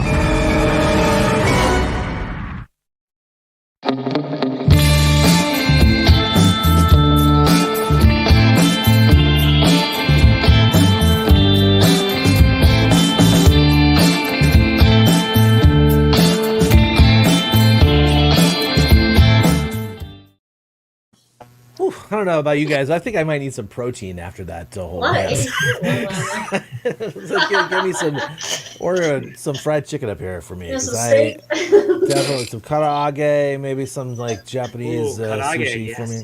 Anyway, well, thanks for hanging out with us. We saw 41 people who weren't scared off I know. I was gonna say by now we my have 20 unintelligent ranting, and we're Love gonna you get all. into our segment here, which I'll be perfectly honest, I had a lot better idea of how I was gonna arrange this beforehand, and with family in town, I didn't get enough time to put into my presentation. So what we're gonna go do is we're gonna just sort of do it the old school style. We'll open up a bunch of photos and stuff, and what we should probably do right now is introduce the segment, which is called One Hit Kaiju Wonders. And let's see, do I have this open? Can I do this? If I say play, but in window, yes, and say play. Yeah, show a little bit of work that I did for this, right? I mean, it should at least show off the the design that I made. Oh, nice. So, One Hit Kaiju Wonders. Awesome. Thanks to Peter Santamaria for not being Yeah. angry at me. I didn't ask him permission. It's better to ask for forgiveness. So hopefully you're cool with this, Peter. But I want to make sure. I love the artwork you did for that Megalon poster. Yeah. So One plugging Hit his Kaiju art. Wonders. What's that? So we're plugging his art. We're plugging Go his buy- art. That's Go buy right. some Attack Peter art. Indeed. Yeah, one hit Kaiju Wonders. What does that mean? What does that mean? Well, there have just been a ton of Godzilla movies, Gamera movies, and let's be honest, we are keeping it to the movies, because if you get outside of the movies into TV shows and video games, and all of a sudden some of these monsters aren't so one hits anymore. So we're just talking about movies, monsters and their movies, and the fact that they didn't get a second entry in a Godzilla or a Gamera movie. These are the Kaiju one hit wonders we'll be talking about. And for this first round, we'll be talking with Mr. Leslie Chambers, who is going to talk about a very special, beautiful dinosaur. And I'm just going to get your yeah. Yeah, I kind of gave it away. I think you know who I'm talking about. The last really original Showa villain from the Godzilla series. From 1975's Terror Mechagodzilla, of course, everybody's favorite. Dr. Mifune Super Monster, the one and the only Titanosaurus. Yeah. Let me just say, I have always loved this thing. I have always loved this monster. I love his design. I love the fact that he's tall, he's slim. I love the intricate details on his skin, the bumps. I love the fact he's a red kaiju, because red's my favorite color. I love he has a nice physique with his chest. He's a great fighter like Godzilla. He's just an awesome kaiju, even though his roar sounds like a bag of cats being drugged by a pickup truck. But aside from that, but I chose this monster, and of course, going to give a huge shout out to Eric Stope and Godzilla fan freaks Everett Grondin and Marcellus Winters. I know John too, because I know they have a really high love for Titanosaurus. It's kind of funny that that when you think about the final film in the Showa film series of Godzilla, how it started off with dinosaurian type creatures with Godzilla, Anguirus, Varan, Rodan, right? And we kind of end on a dinosaurian note, especially considering that the few films we had before Terror, we had some outlandish monsters. You had Mothra, King Ghidorah, Eberron in the 60s. You got Hedra, Gigan, Megalon, and Mechagodzilla in the 70s. So it's kind of like very poetic in a lot of ways, where we end this series on a dinosaurian note. A dinosaur started this series, so it's kind of fitting that a dinosaur would end this series. Just one little tidbit of information about Titanosaurus. The suit actor for him was Tatsumi. Tatsumi Nikamoto. He was the suit actor for Titanosaurus, and his most famous role before he got to Titanosaurus, he was actually the suit actor for Ultraman Leo on the show Ultraman Leo. Yes.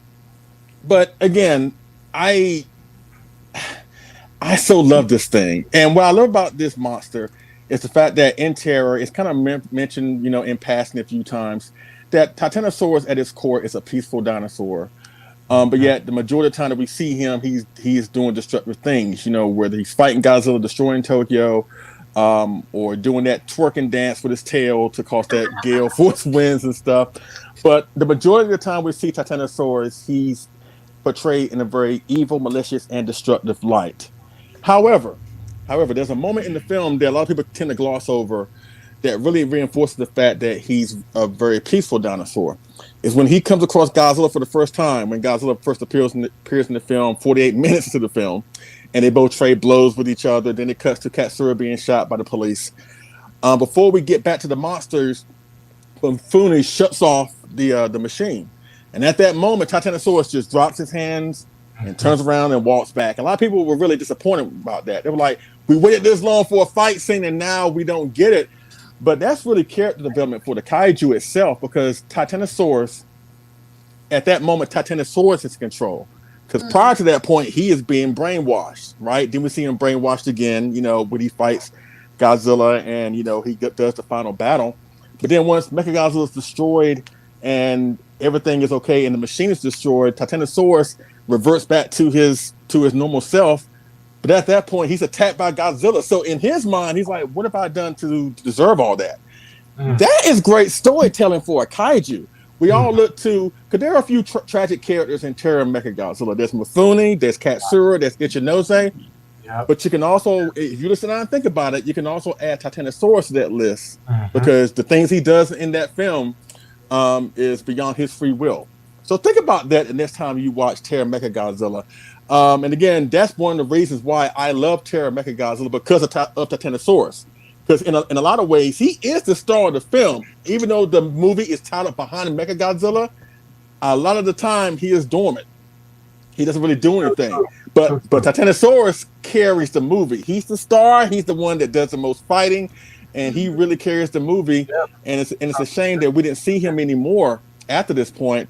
But at the same time, that's what makes Terror Mechagodzilla so awesome, because you have to go to this one film to see that one awesome monster. But, we were asked by Kyle to come up with a scenario to reintroduce our respective monsters that we chose to modern audiences.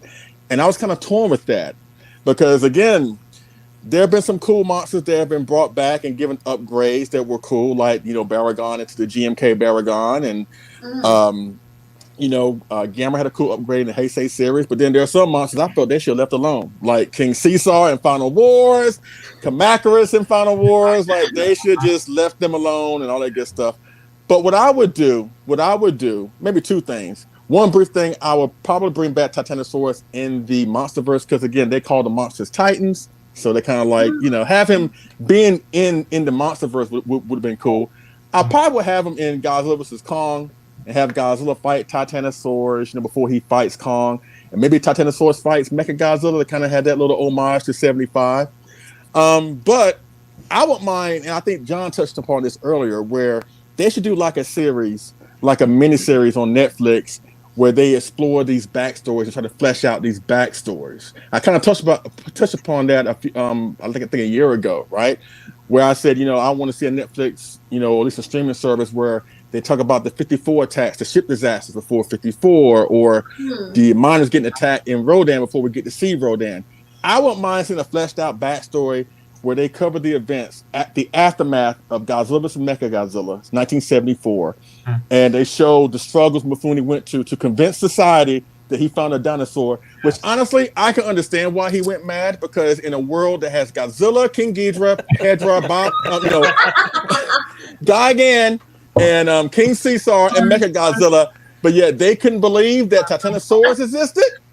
No wonder why he went mad. But I wouldn't mind seeing like a episodic story where they flesh out the story of, Mifune and his struggles and him building a machine to control Titanosaurus. I would even have Titanosaurus fight Godzilla to kind of explain why Godzilla just randomly showed up in Terror. Maybe you can say that he came across Titanosaurus before, and that could lead in to the events of Terror Mechagodzilla.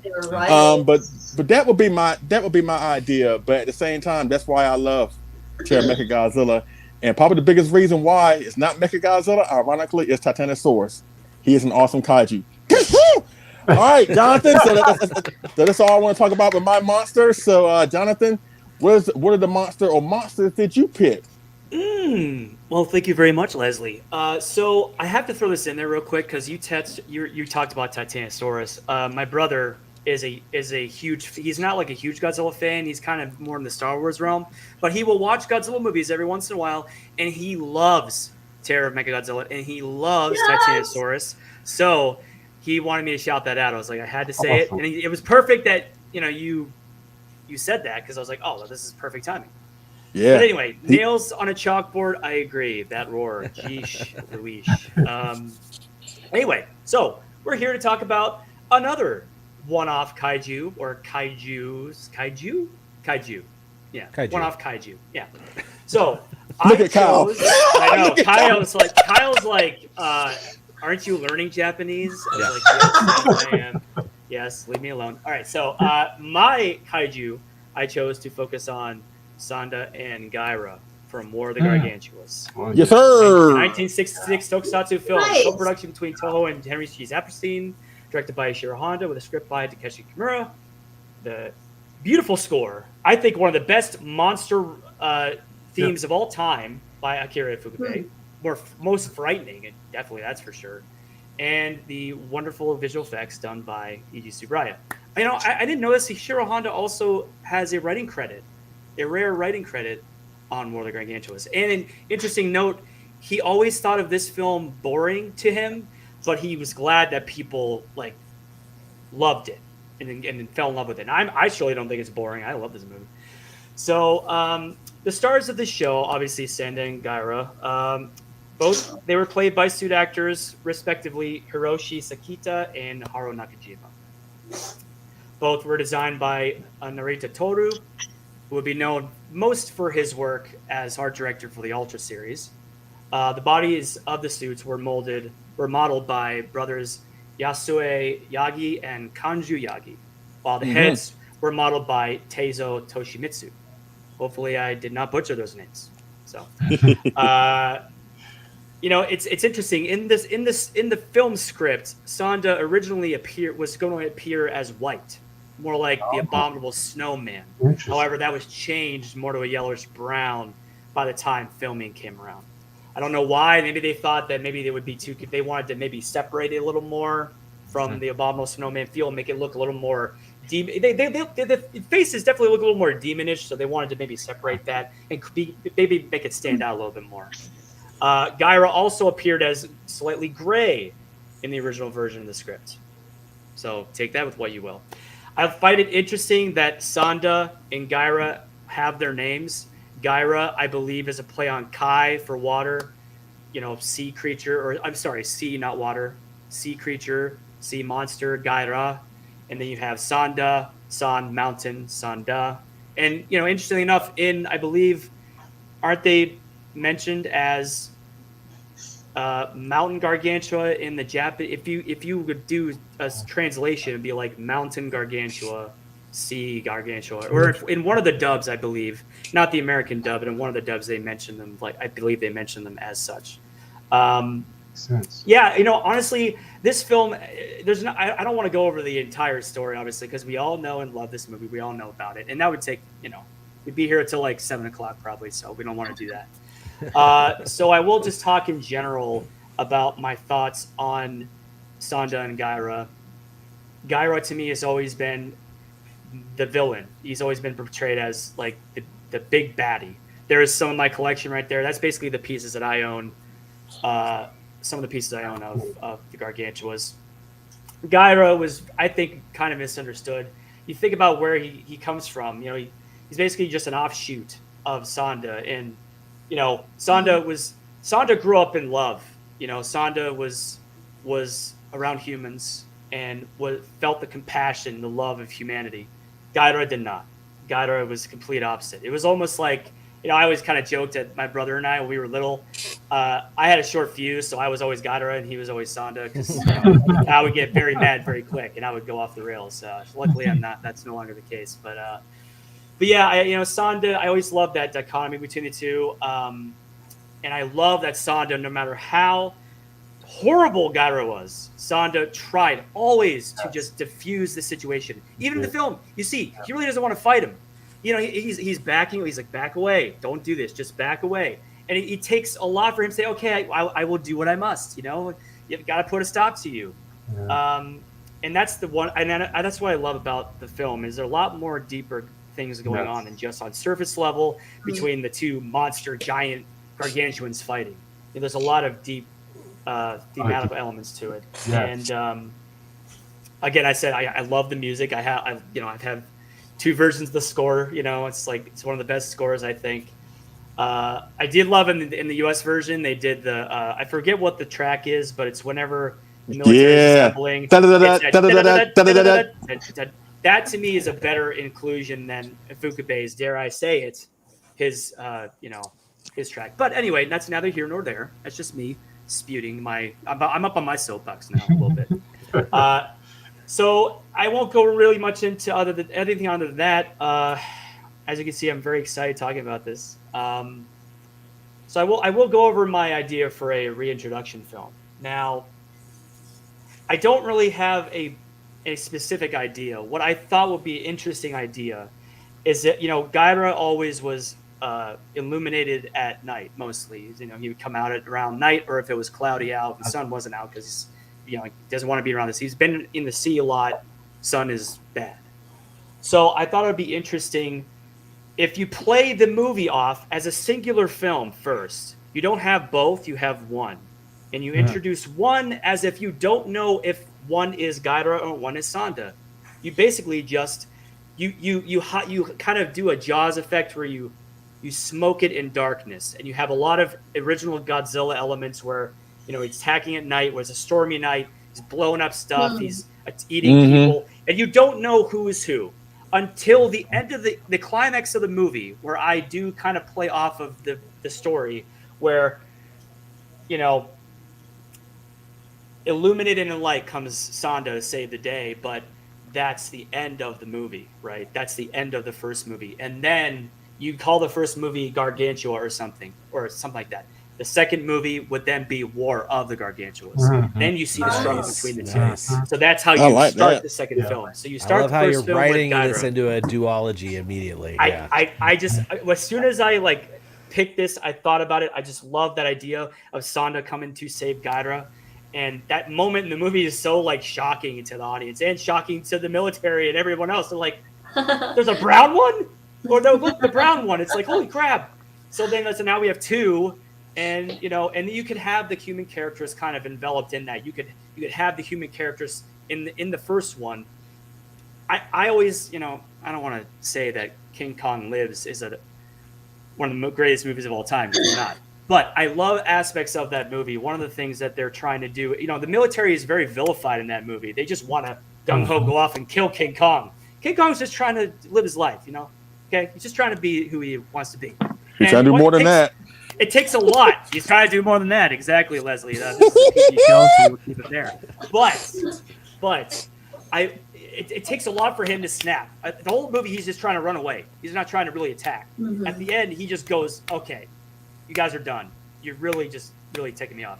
So I find that would be a sort of a similar thing here where, we start to understand Gaira more. It's not just a good black and white, good and evil, like you're bad, I'm good. Maybe there's some duality there. There's some conflict there in the behavioral elements. And that's basically it. That's what I have. Yeah. So that's good. I like that. Plays well. Yeah. Thanks, guys. But as always, let's take it down to the queen down below me, Christine Chapin, to continue the conversation with her choice. Hopefully my sound doesn't bug out on me. My earbuds are dying on me. But I spent too long ranting. I know. I have one that's still alive, and I'm trying to charge the other one. Go, man. But so my one-hit wonder kaiju, I got it right here with me. Mecha King Ghidorah.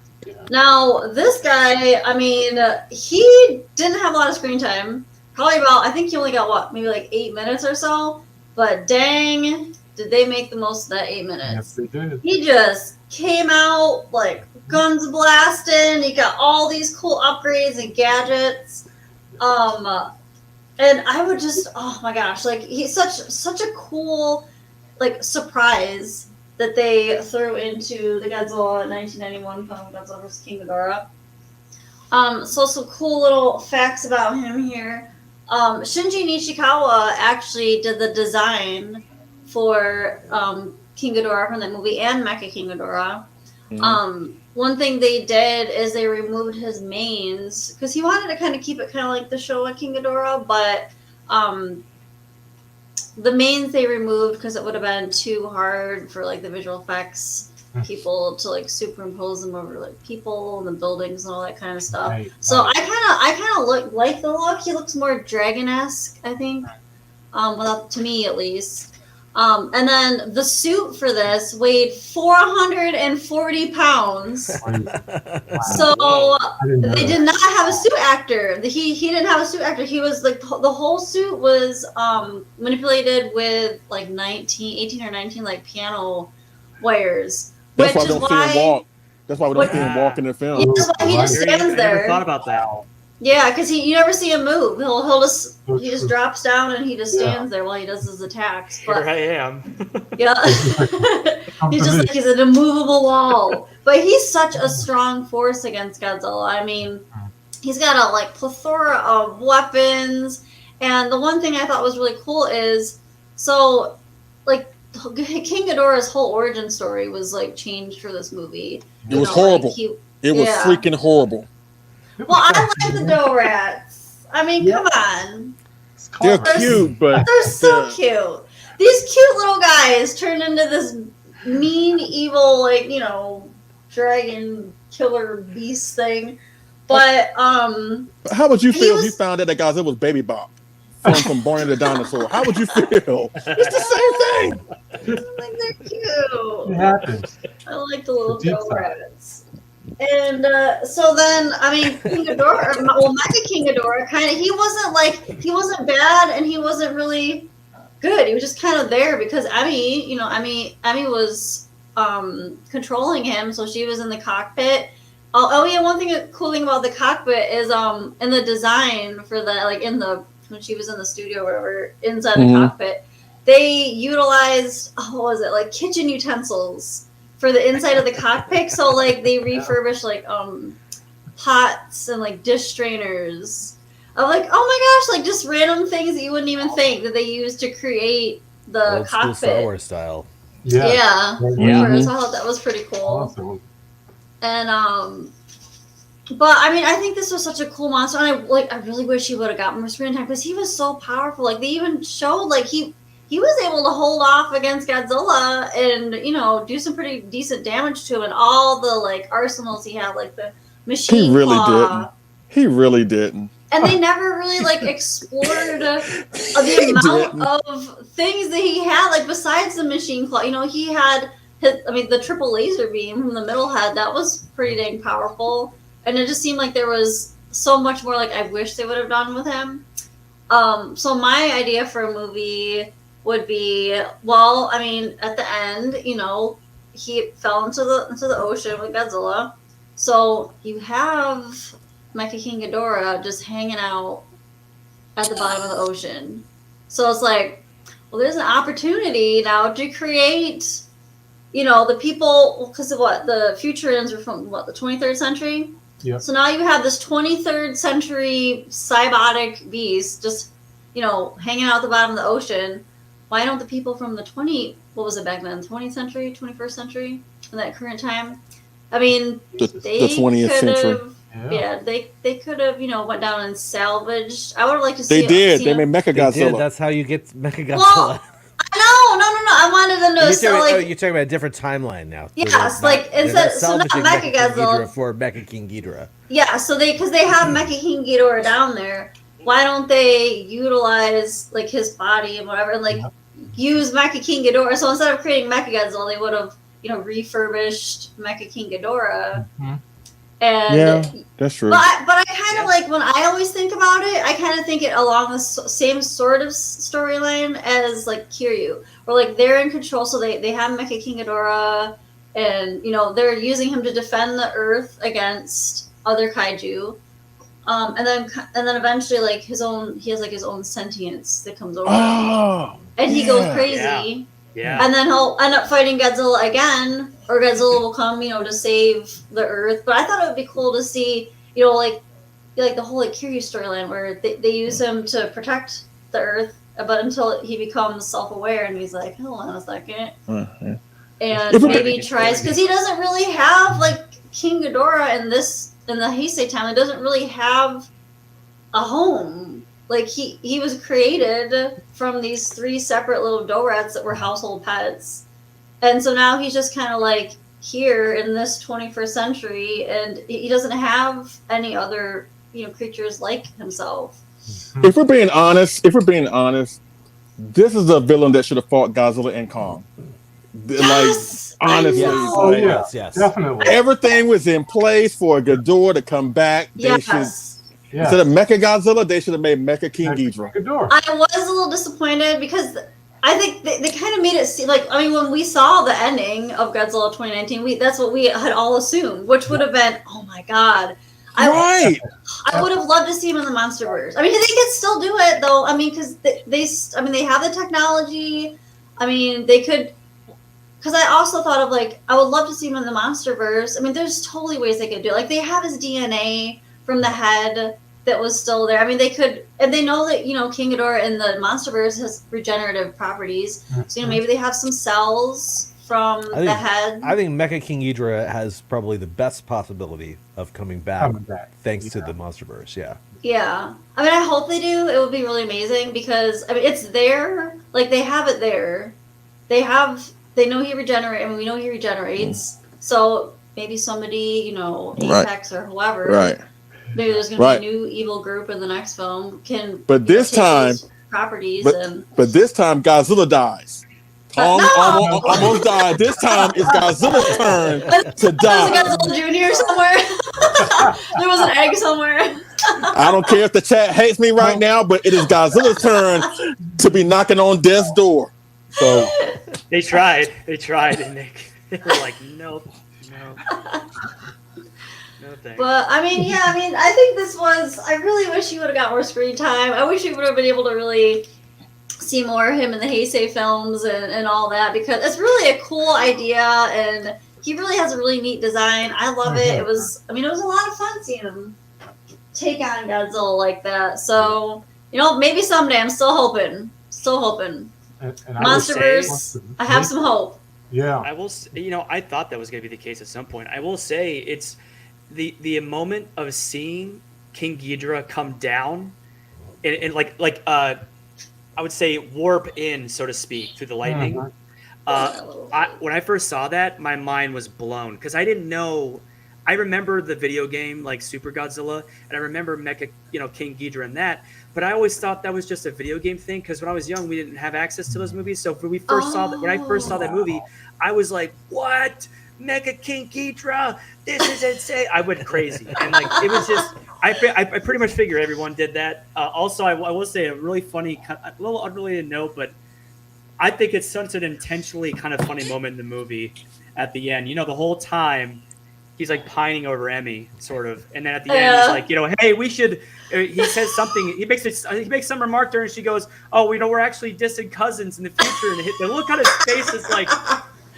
He's like, "Oh, dang cool." It is, you can see in his body, in his mind, he's dying, but on the outside, he's like, "Oh, yeah, cool," and he's like, no. Do you think that idea came from '64? Ghidorah the Three-Headed Monster with the Martian or the ancestor of Venus or whatever, Maybe because the Futurians. Yeah. And Do you think it could. Oh, I never thought about that. Yeah. It could be. Would be interesting. It could be. Leslie. I don't care. You're wilding, bro. You're wilding.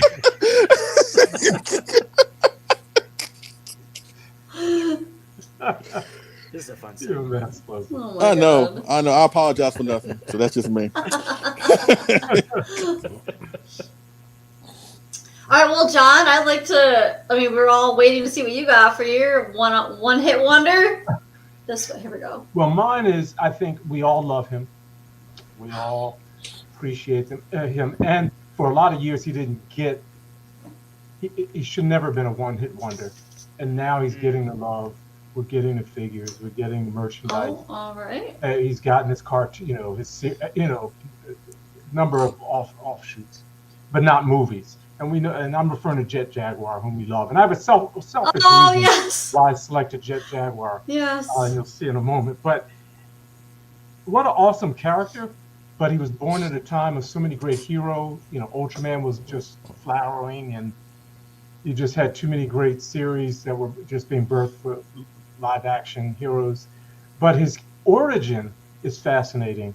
And that leads to what I would love to see on screen, Jet Jaguar in this context. That really just a story that needs to be told. So, and just doing research, he's unique among all the Toho creations. And he was born out of an open public appeal for contributions, back in the early 70s. He was the result of a monster campaign held by Seiyu from the end of 1971, to January the following year. And it was under the title, basically, Children Monster University. That's right. That's right. Daigaku. And so number of kids have made submissions and designs, and they were held, there was an invitation for them for this Japanese television program. And there was one boy's idea that won. His name was Masaaki Sano. He had drawn this awesome monster, and he named it, and it would have different names. Red Alone. And we have a picture. There's not that many pictures of him. And what's interesting, if you go back to that third picture. This one? What's interesting here, Jaguar is saying, Boku wa Red Alone, Gojirato Chika. He's saying, I have the power to keep peace on the world. But his name is I Am Red Alone.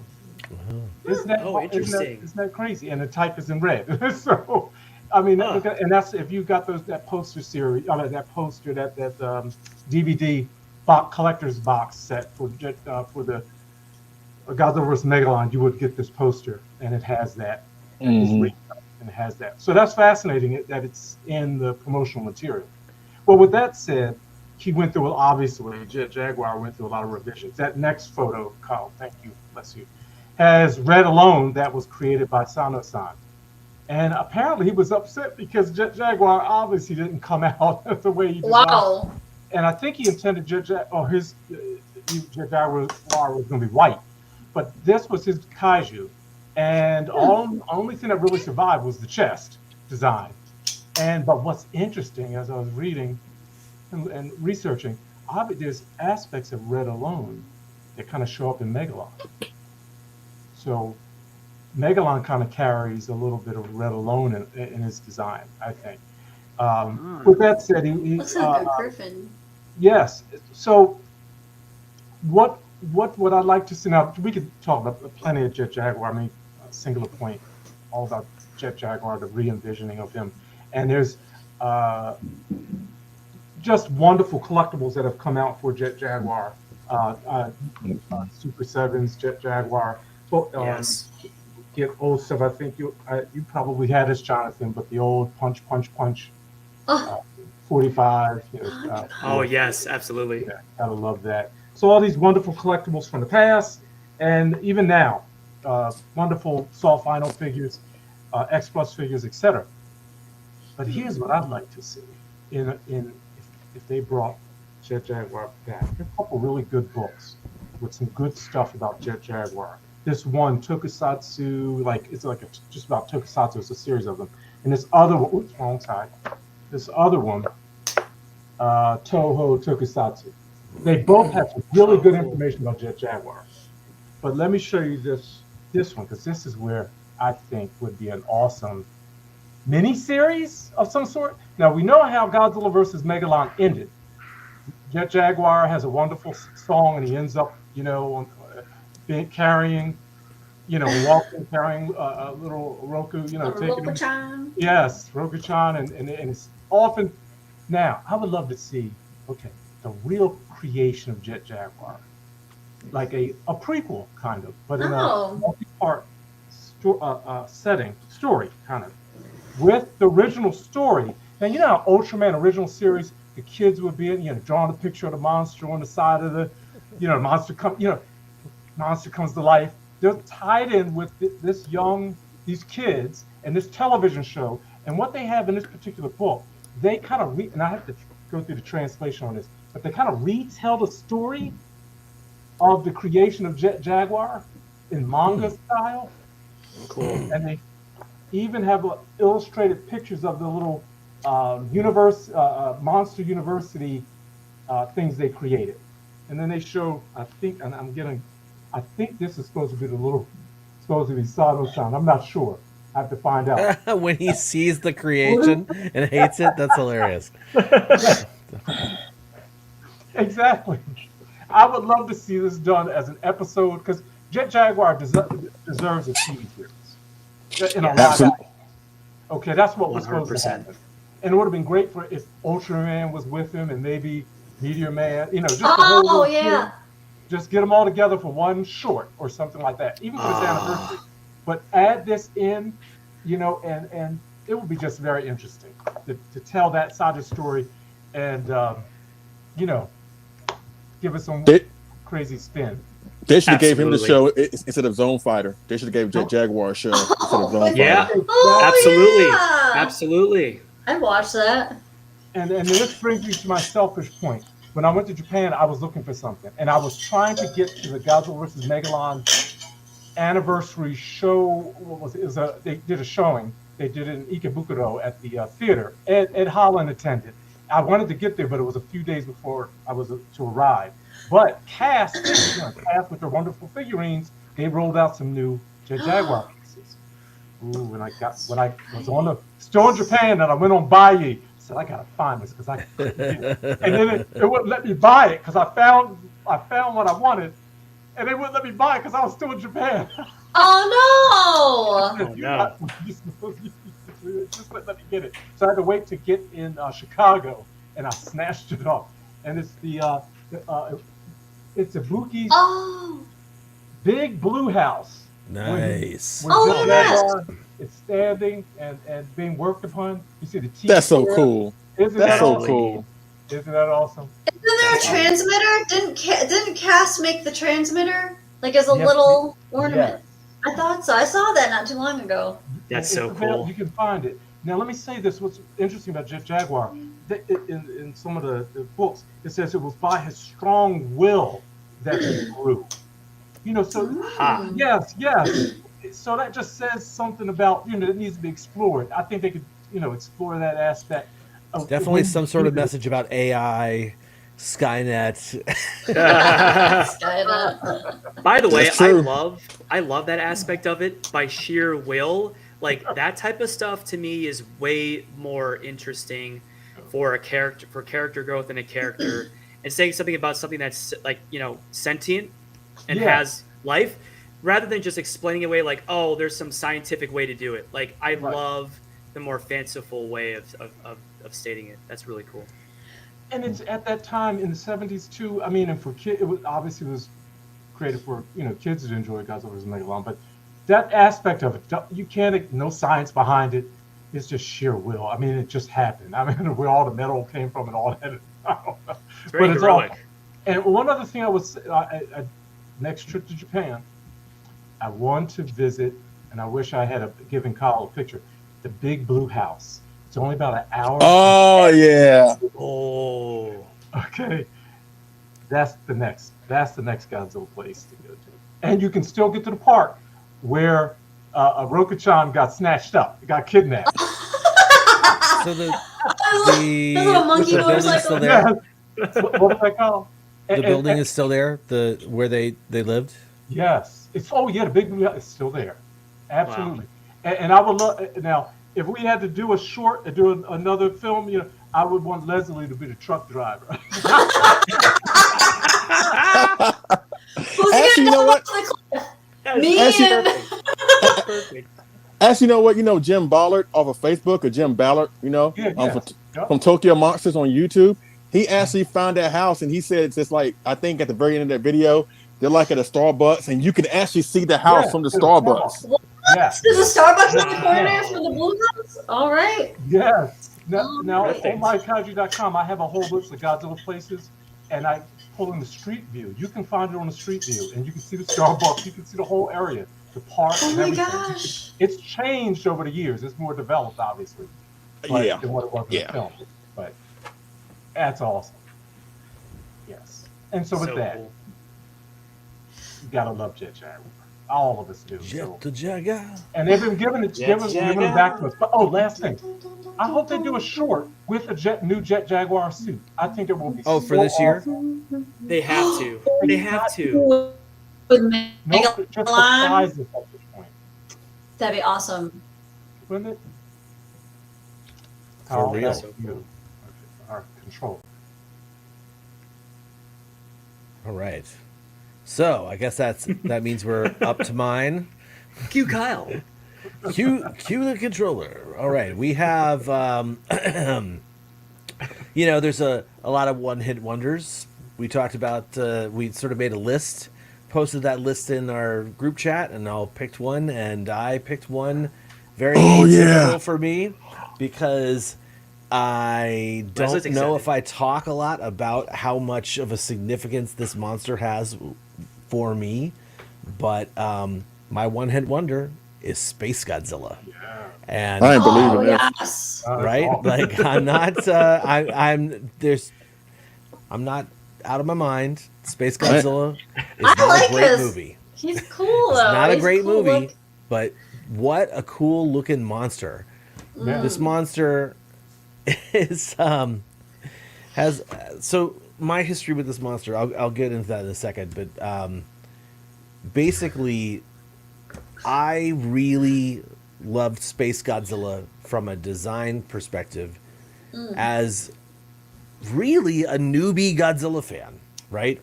I knew about the classic Showa stuff, right? And then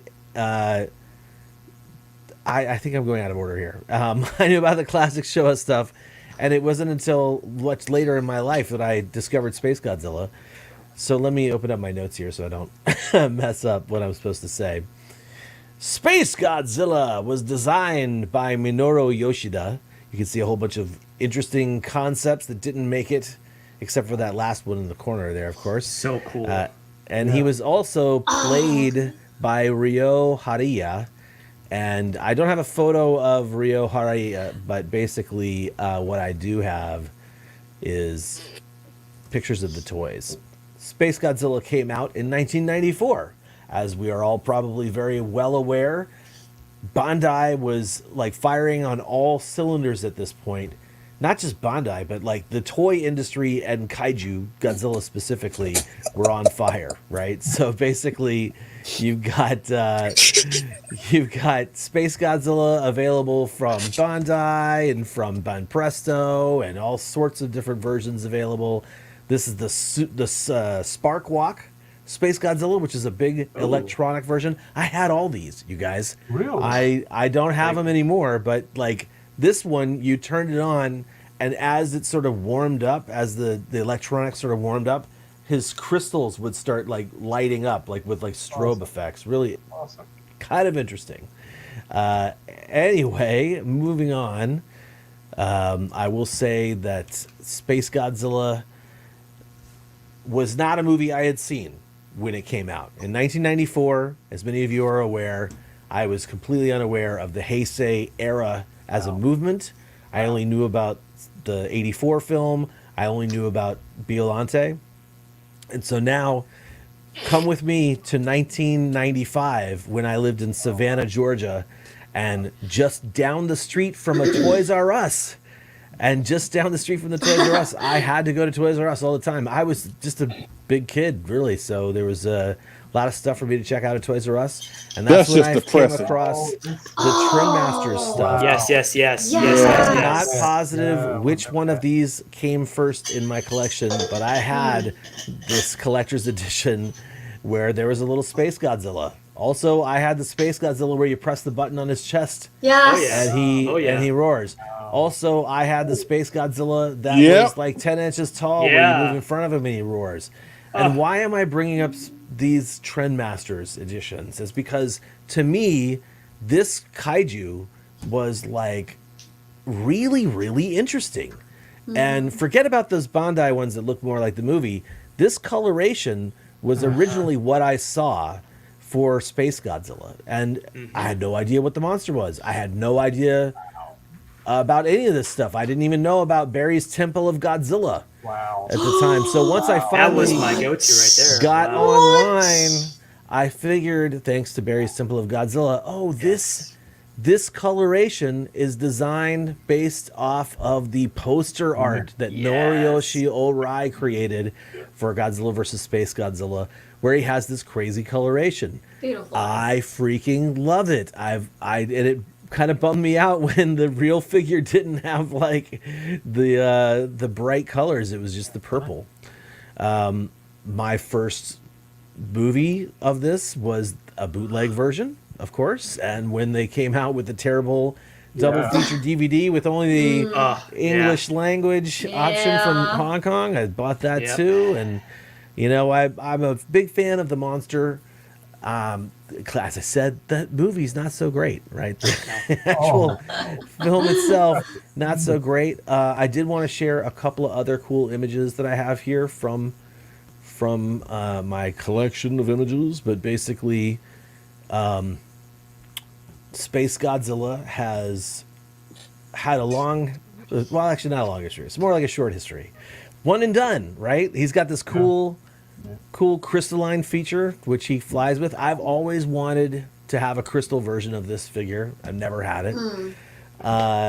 This is the guy who played him, I think, on the left.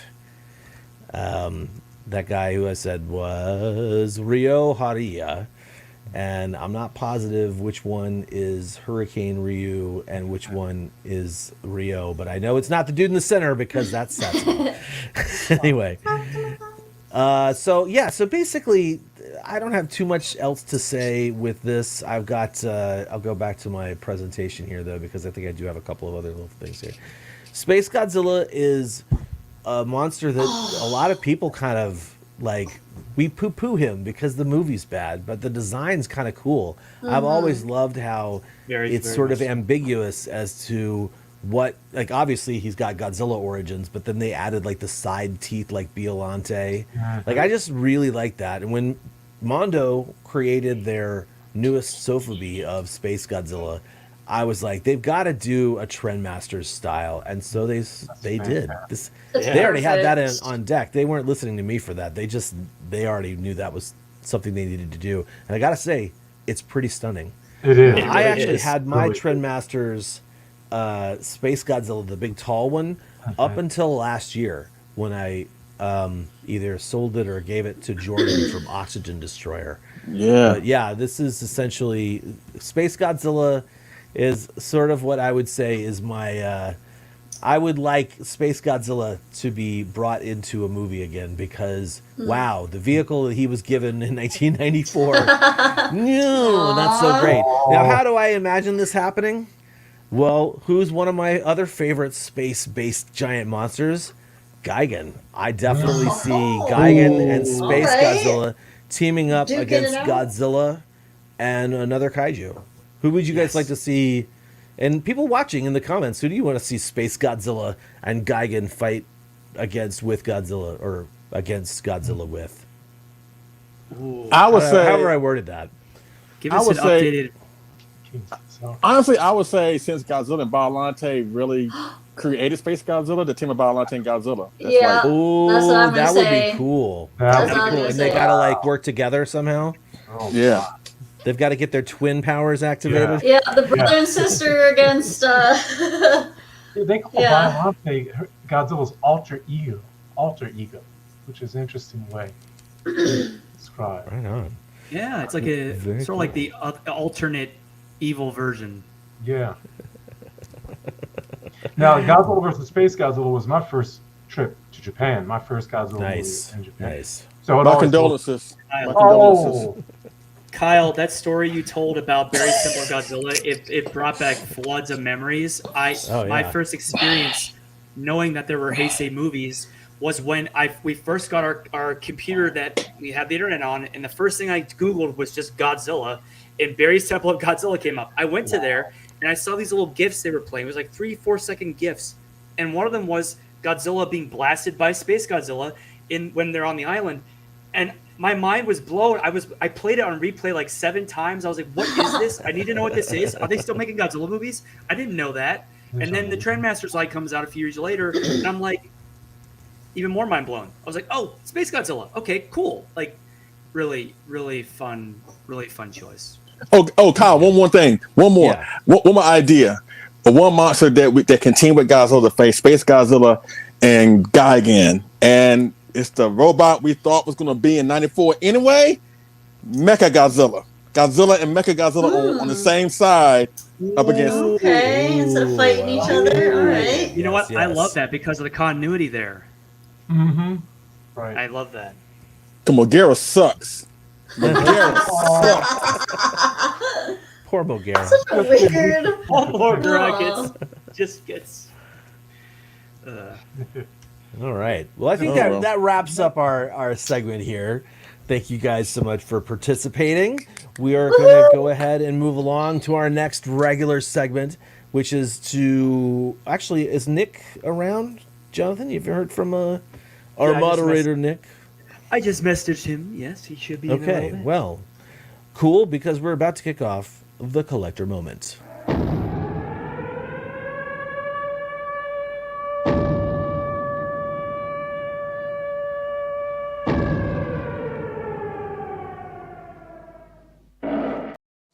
All right.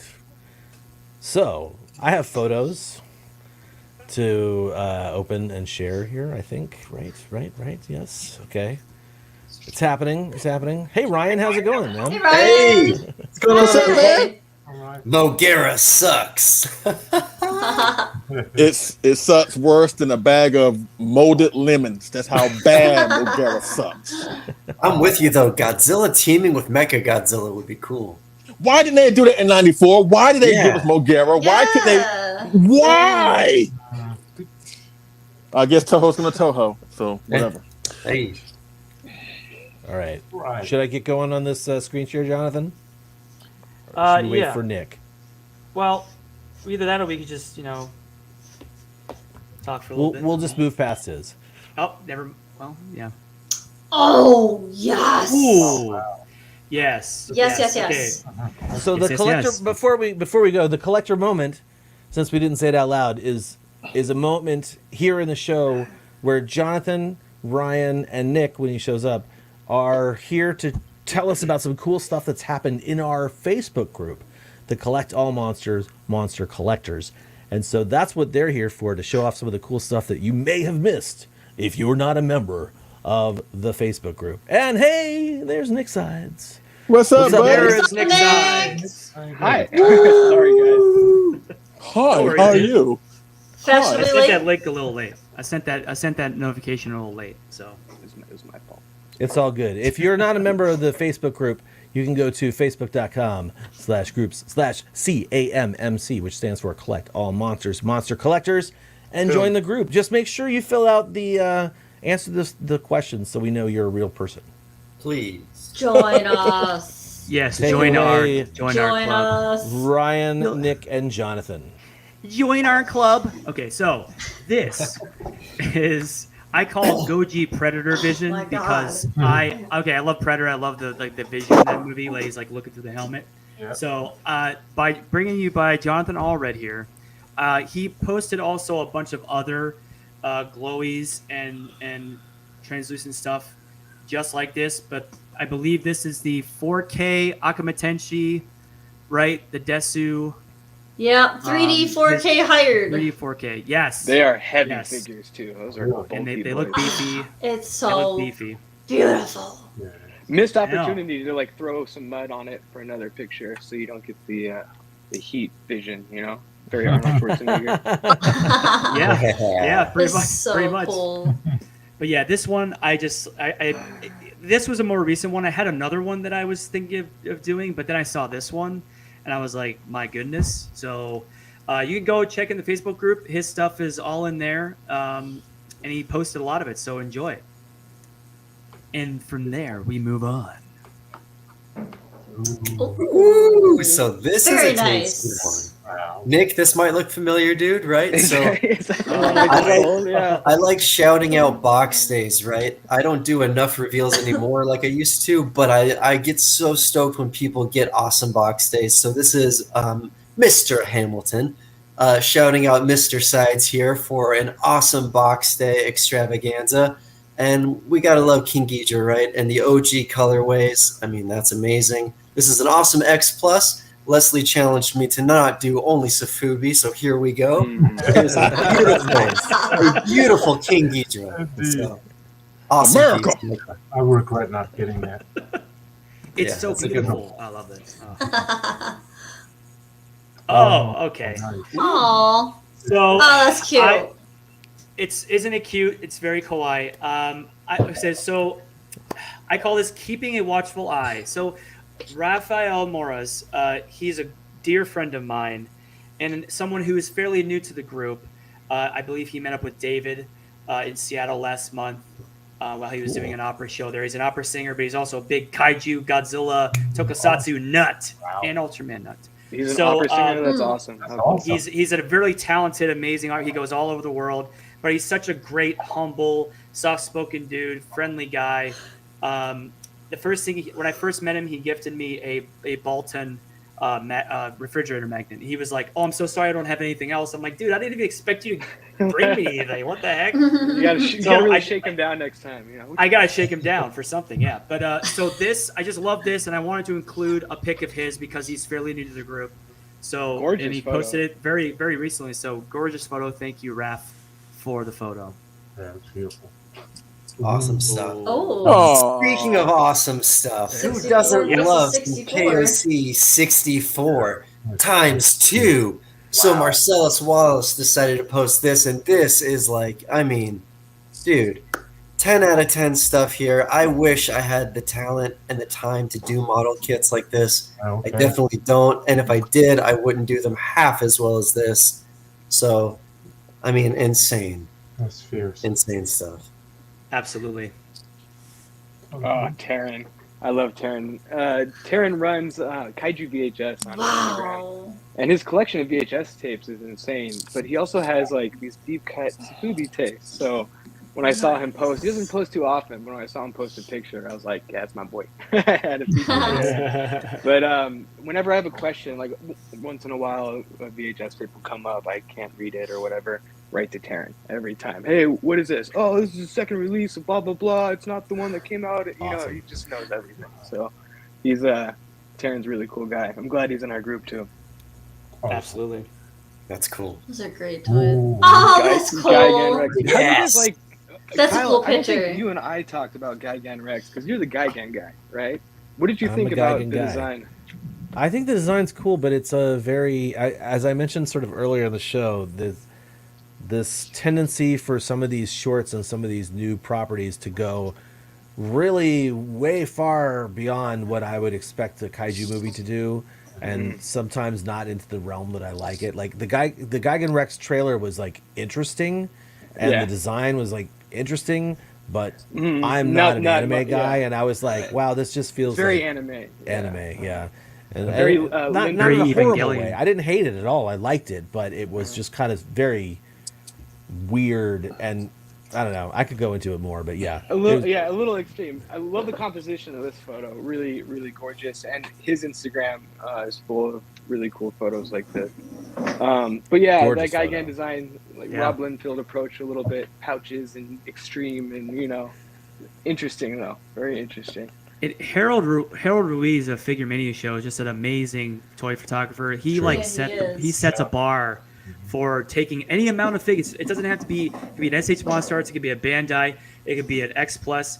He kind of ranges in all of them. You know, he does a lot of different stuff. He creates his own. He calls it tangible toy photography, which is basically creating a photo with actual physical, tangible elements. Not a lot of, if any, Photoshop work. Everything's done in the camera. And they're very thoughtful. You can tell each photo is very thoughtful. I mean, I just love like almost a comedy of the two classic Gigands in the background, but it still fits. You know, doesn't take away from the seriousness either. It's just fun. Every one of his photos are a lot of fun. Oh, that's cool. The obscure collector, very unknown Del Martinez. Never heard of him.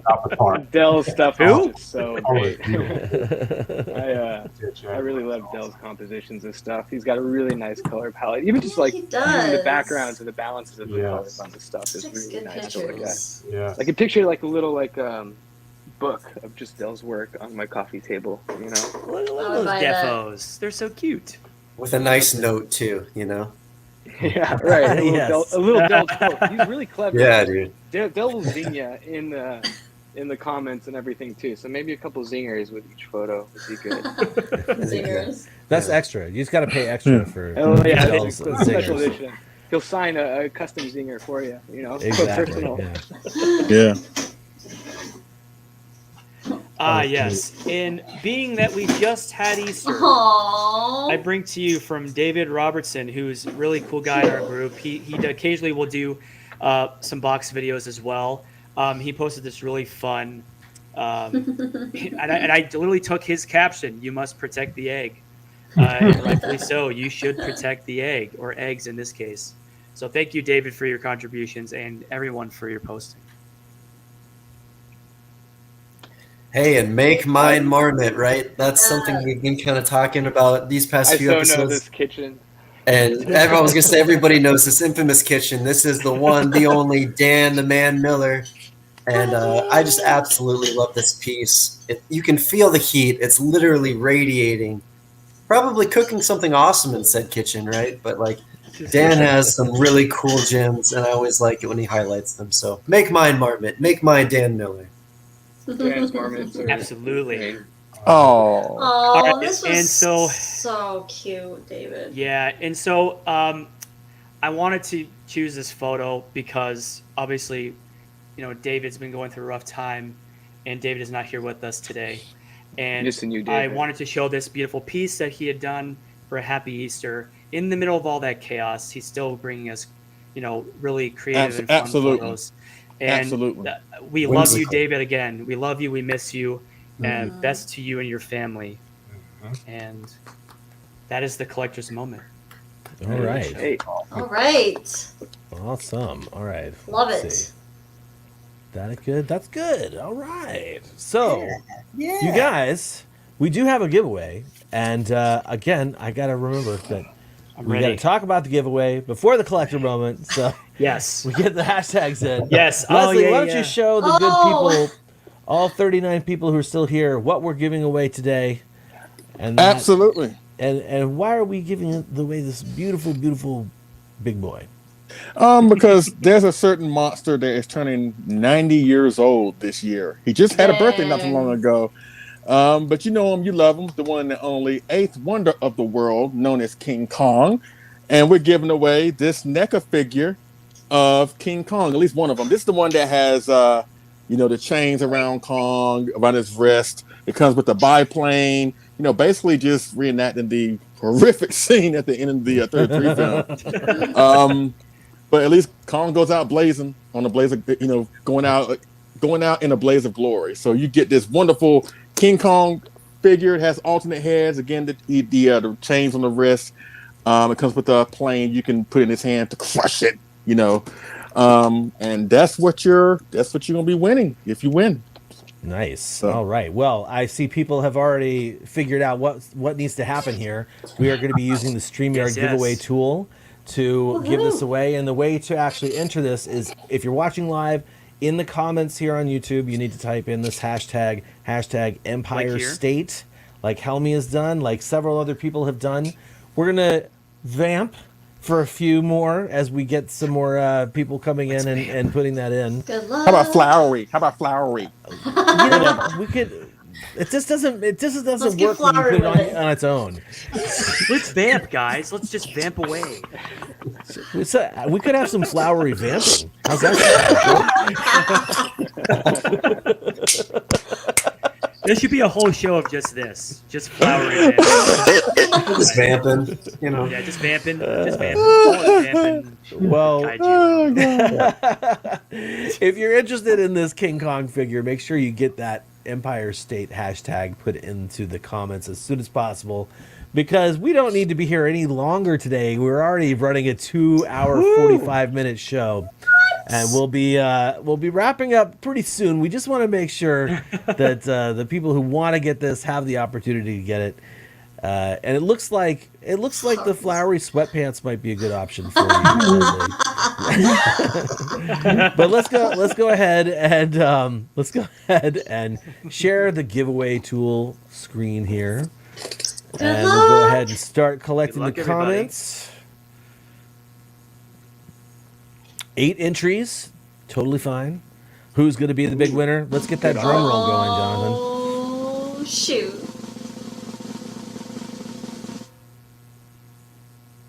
Eric Stoll! Congratulations, Congratulations, man! Wait a minute. Hold the phone. Stop the music. Stop the music. No. I gotta say this. He's been disqualified. There's been an exception to the rule, ladies and gentlemen. No. Because I know that Eric is not really a true King Kong fan. So Eric, I'm gonna take a sledgehammer to this before I send it off. I'm gonna put some fire ants in the box. I'm going to send it with the slowest shipping. I'm going to put it on Snail Express. You won't see this thing. No, congratulations. Congratulations. Yeah, that's Eric Stoll of Bearded Kaiju Reviews. So if you're not familiar, check out his channel. Some great stuff. Great videos. He's got. That's true. All right. Well, hey guys, thank you all for being here. I really appreciate that we still have 39 people watching this big, gigantic, long episode. Make sure you mark your calendars. If you don't already have a Collect All Monsters calendar, mark your calendars for May 13th. The next episode of Collect All Monsters will happen then. I believe, actually, later this month, depending on if David's still down to do this, I think we're going to have a discussion episode in the group or on the YouTube page for Godzilla versus Mothra, or Mothra versus Godzilla. Is that? Yes, we are. Yeah, right. Yep. So okay, Yes, cool. Boy, I'm glad that really was on deck. So okay. I'm glad I just didn't say that. Yes. Yeah. So we are going to go ahead and close out this show. Thank you once again to Jonathan Portman for stepping in for David. Really appreciate you being here, David. And of course, appreciate you Jonathan. continuing your producer hat role. Thanks to Ryan. Thanks to Nick for being here as well. Awesome. Thanks to Leslie for giving away a Kong figure. Yeah. And thanks to all you beautiful people who are still watching this episode of Collect All Monsters. So until next time, our planet may be doomed, our Earth devastated, the monsters are in revolt, and civilization is in chaos. We must unite and collect all monsters. Right on. See you guys. Have a great rest of your weekend.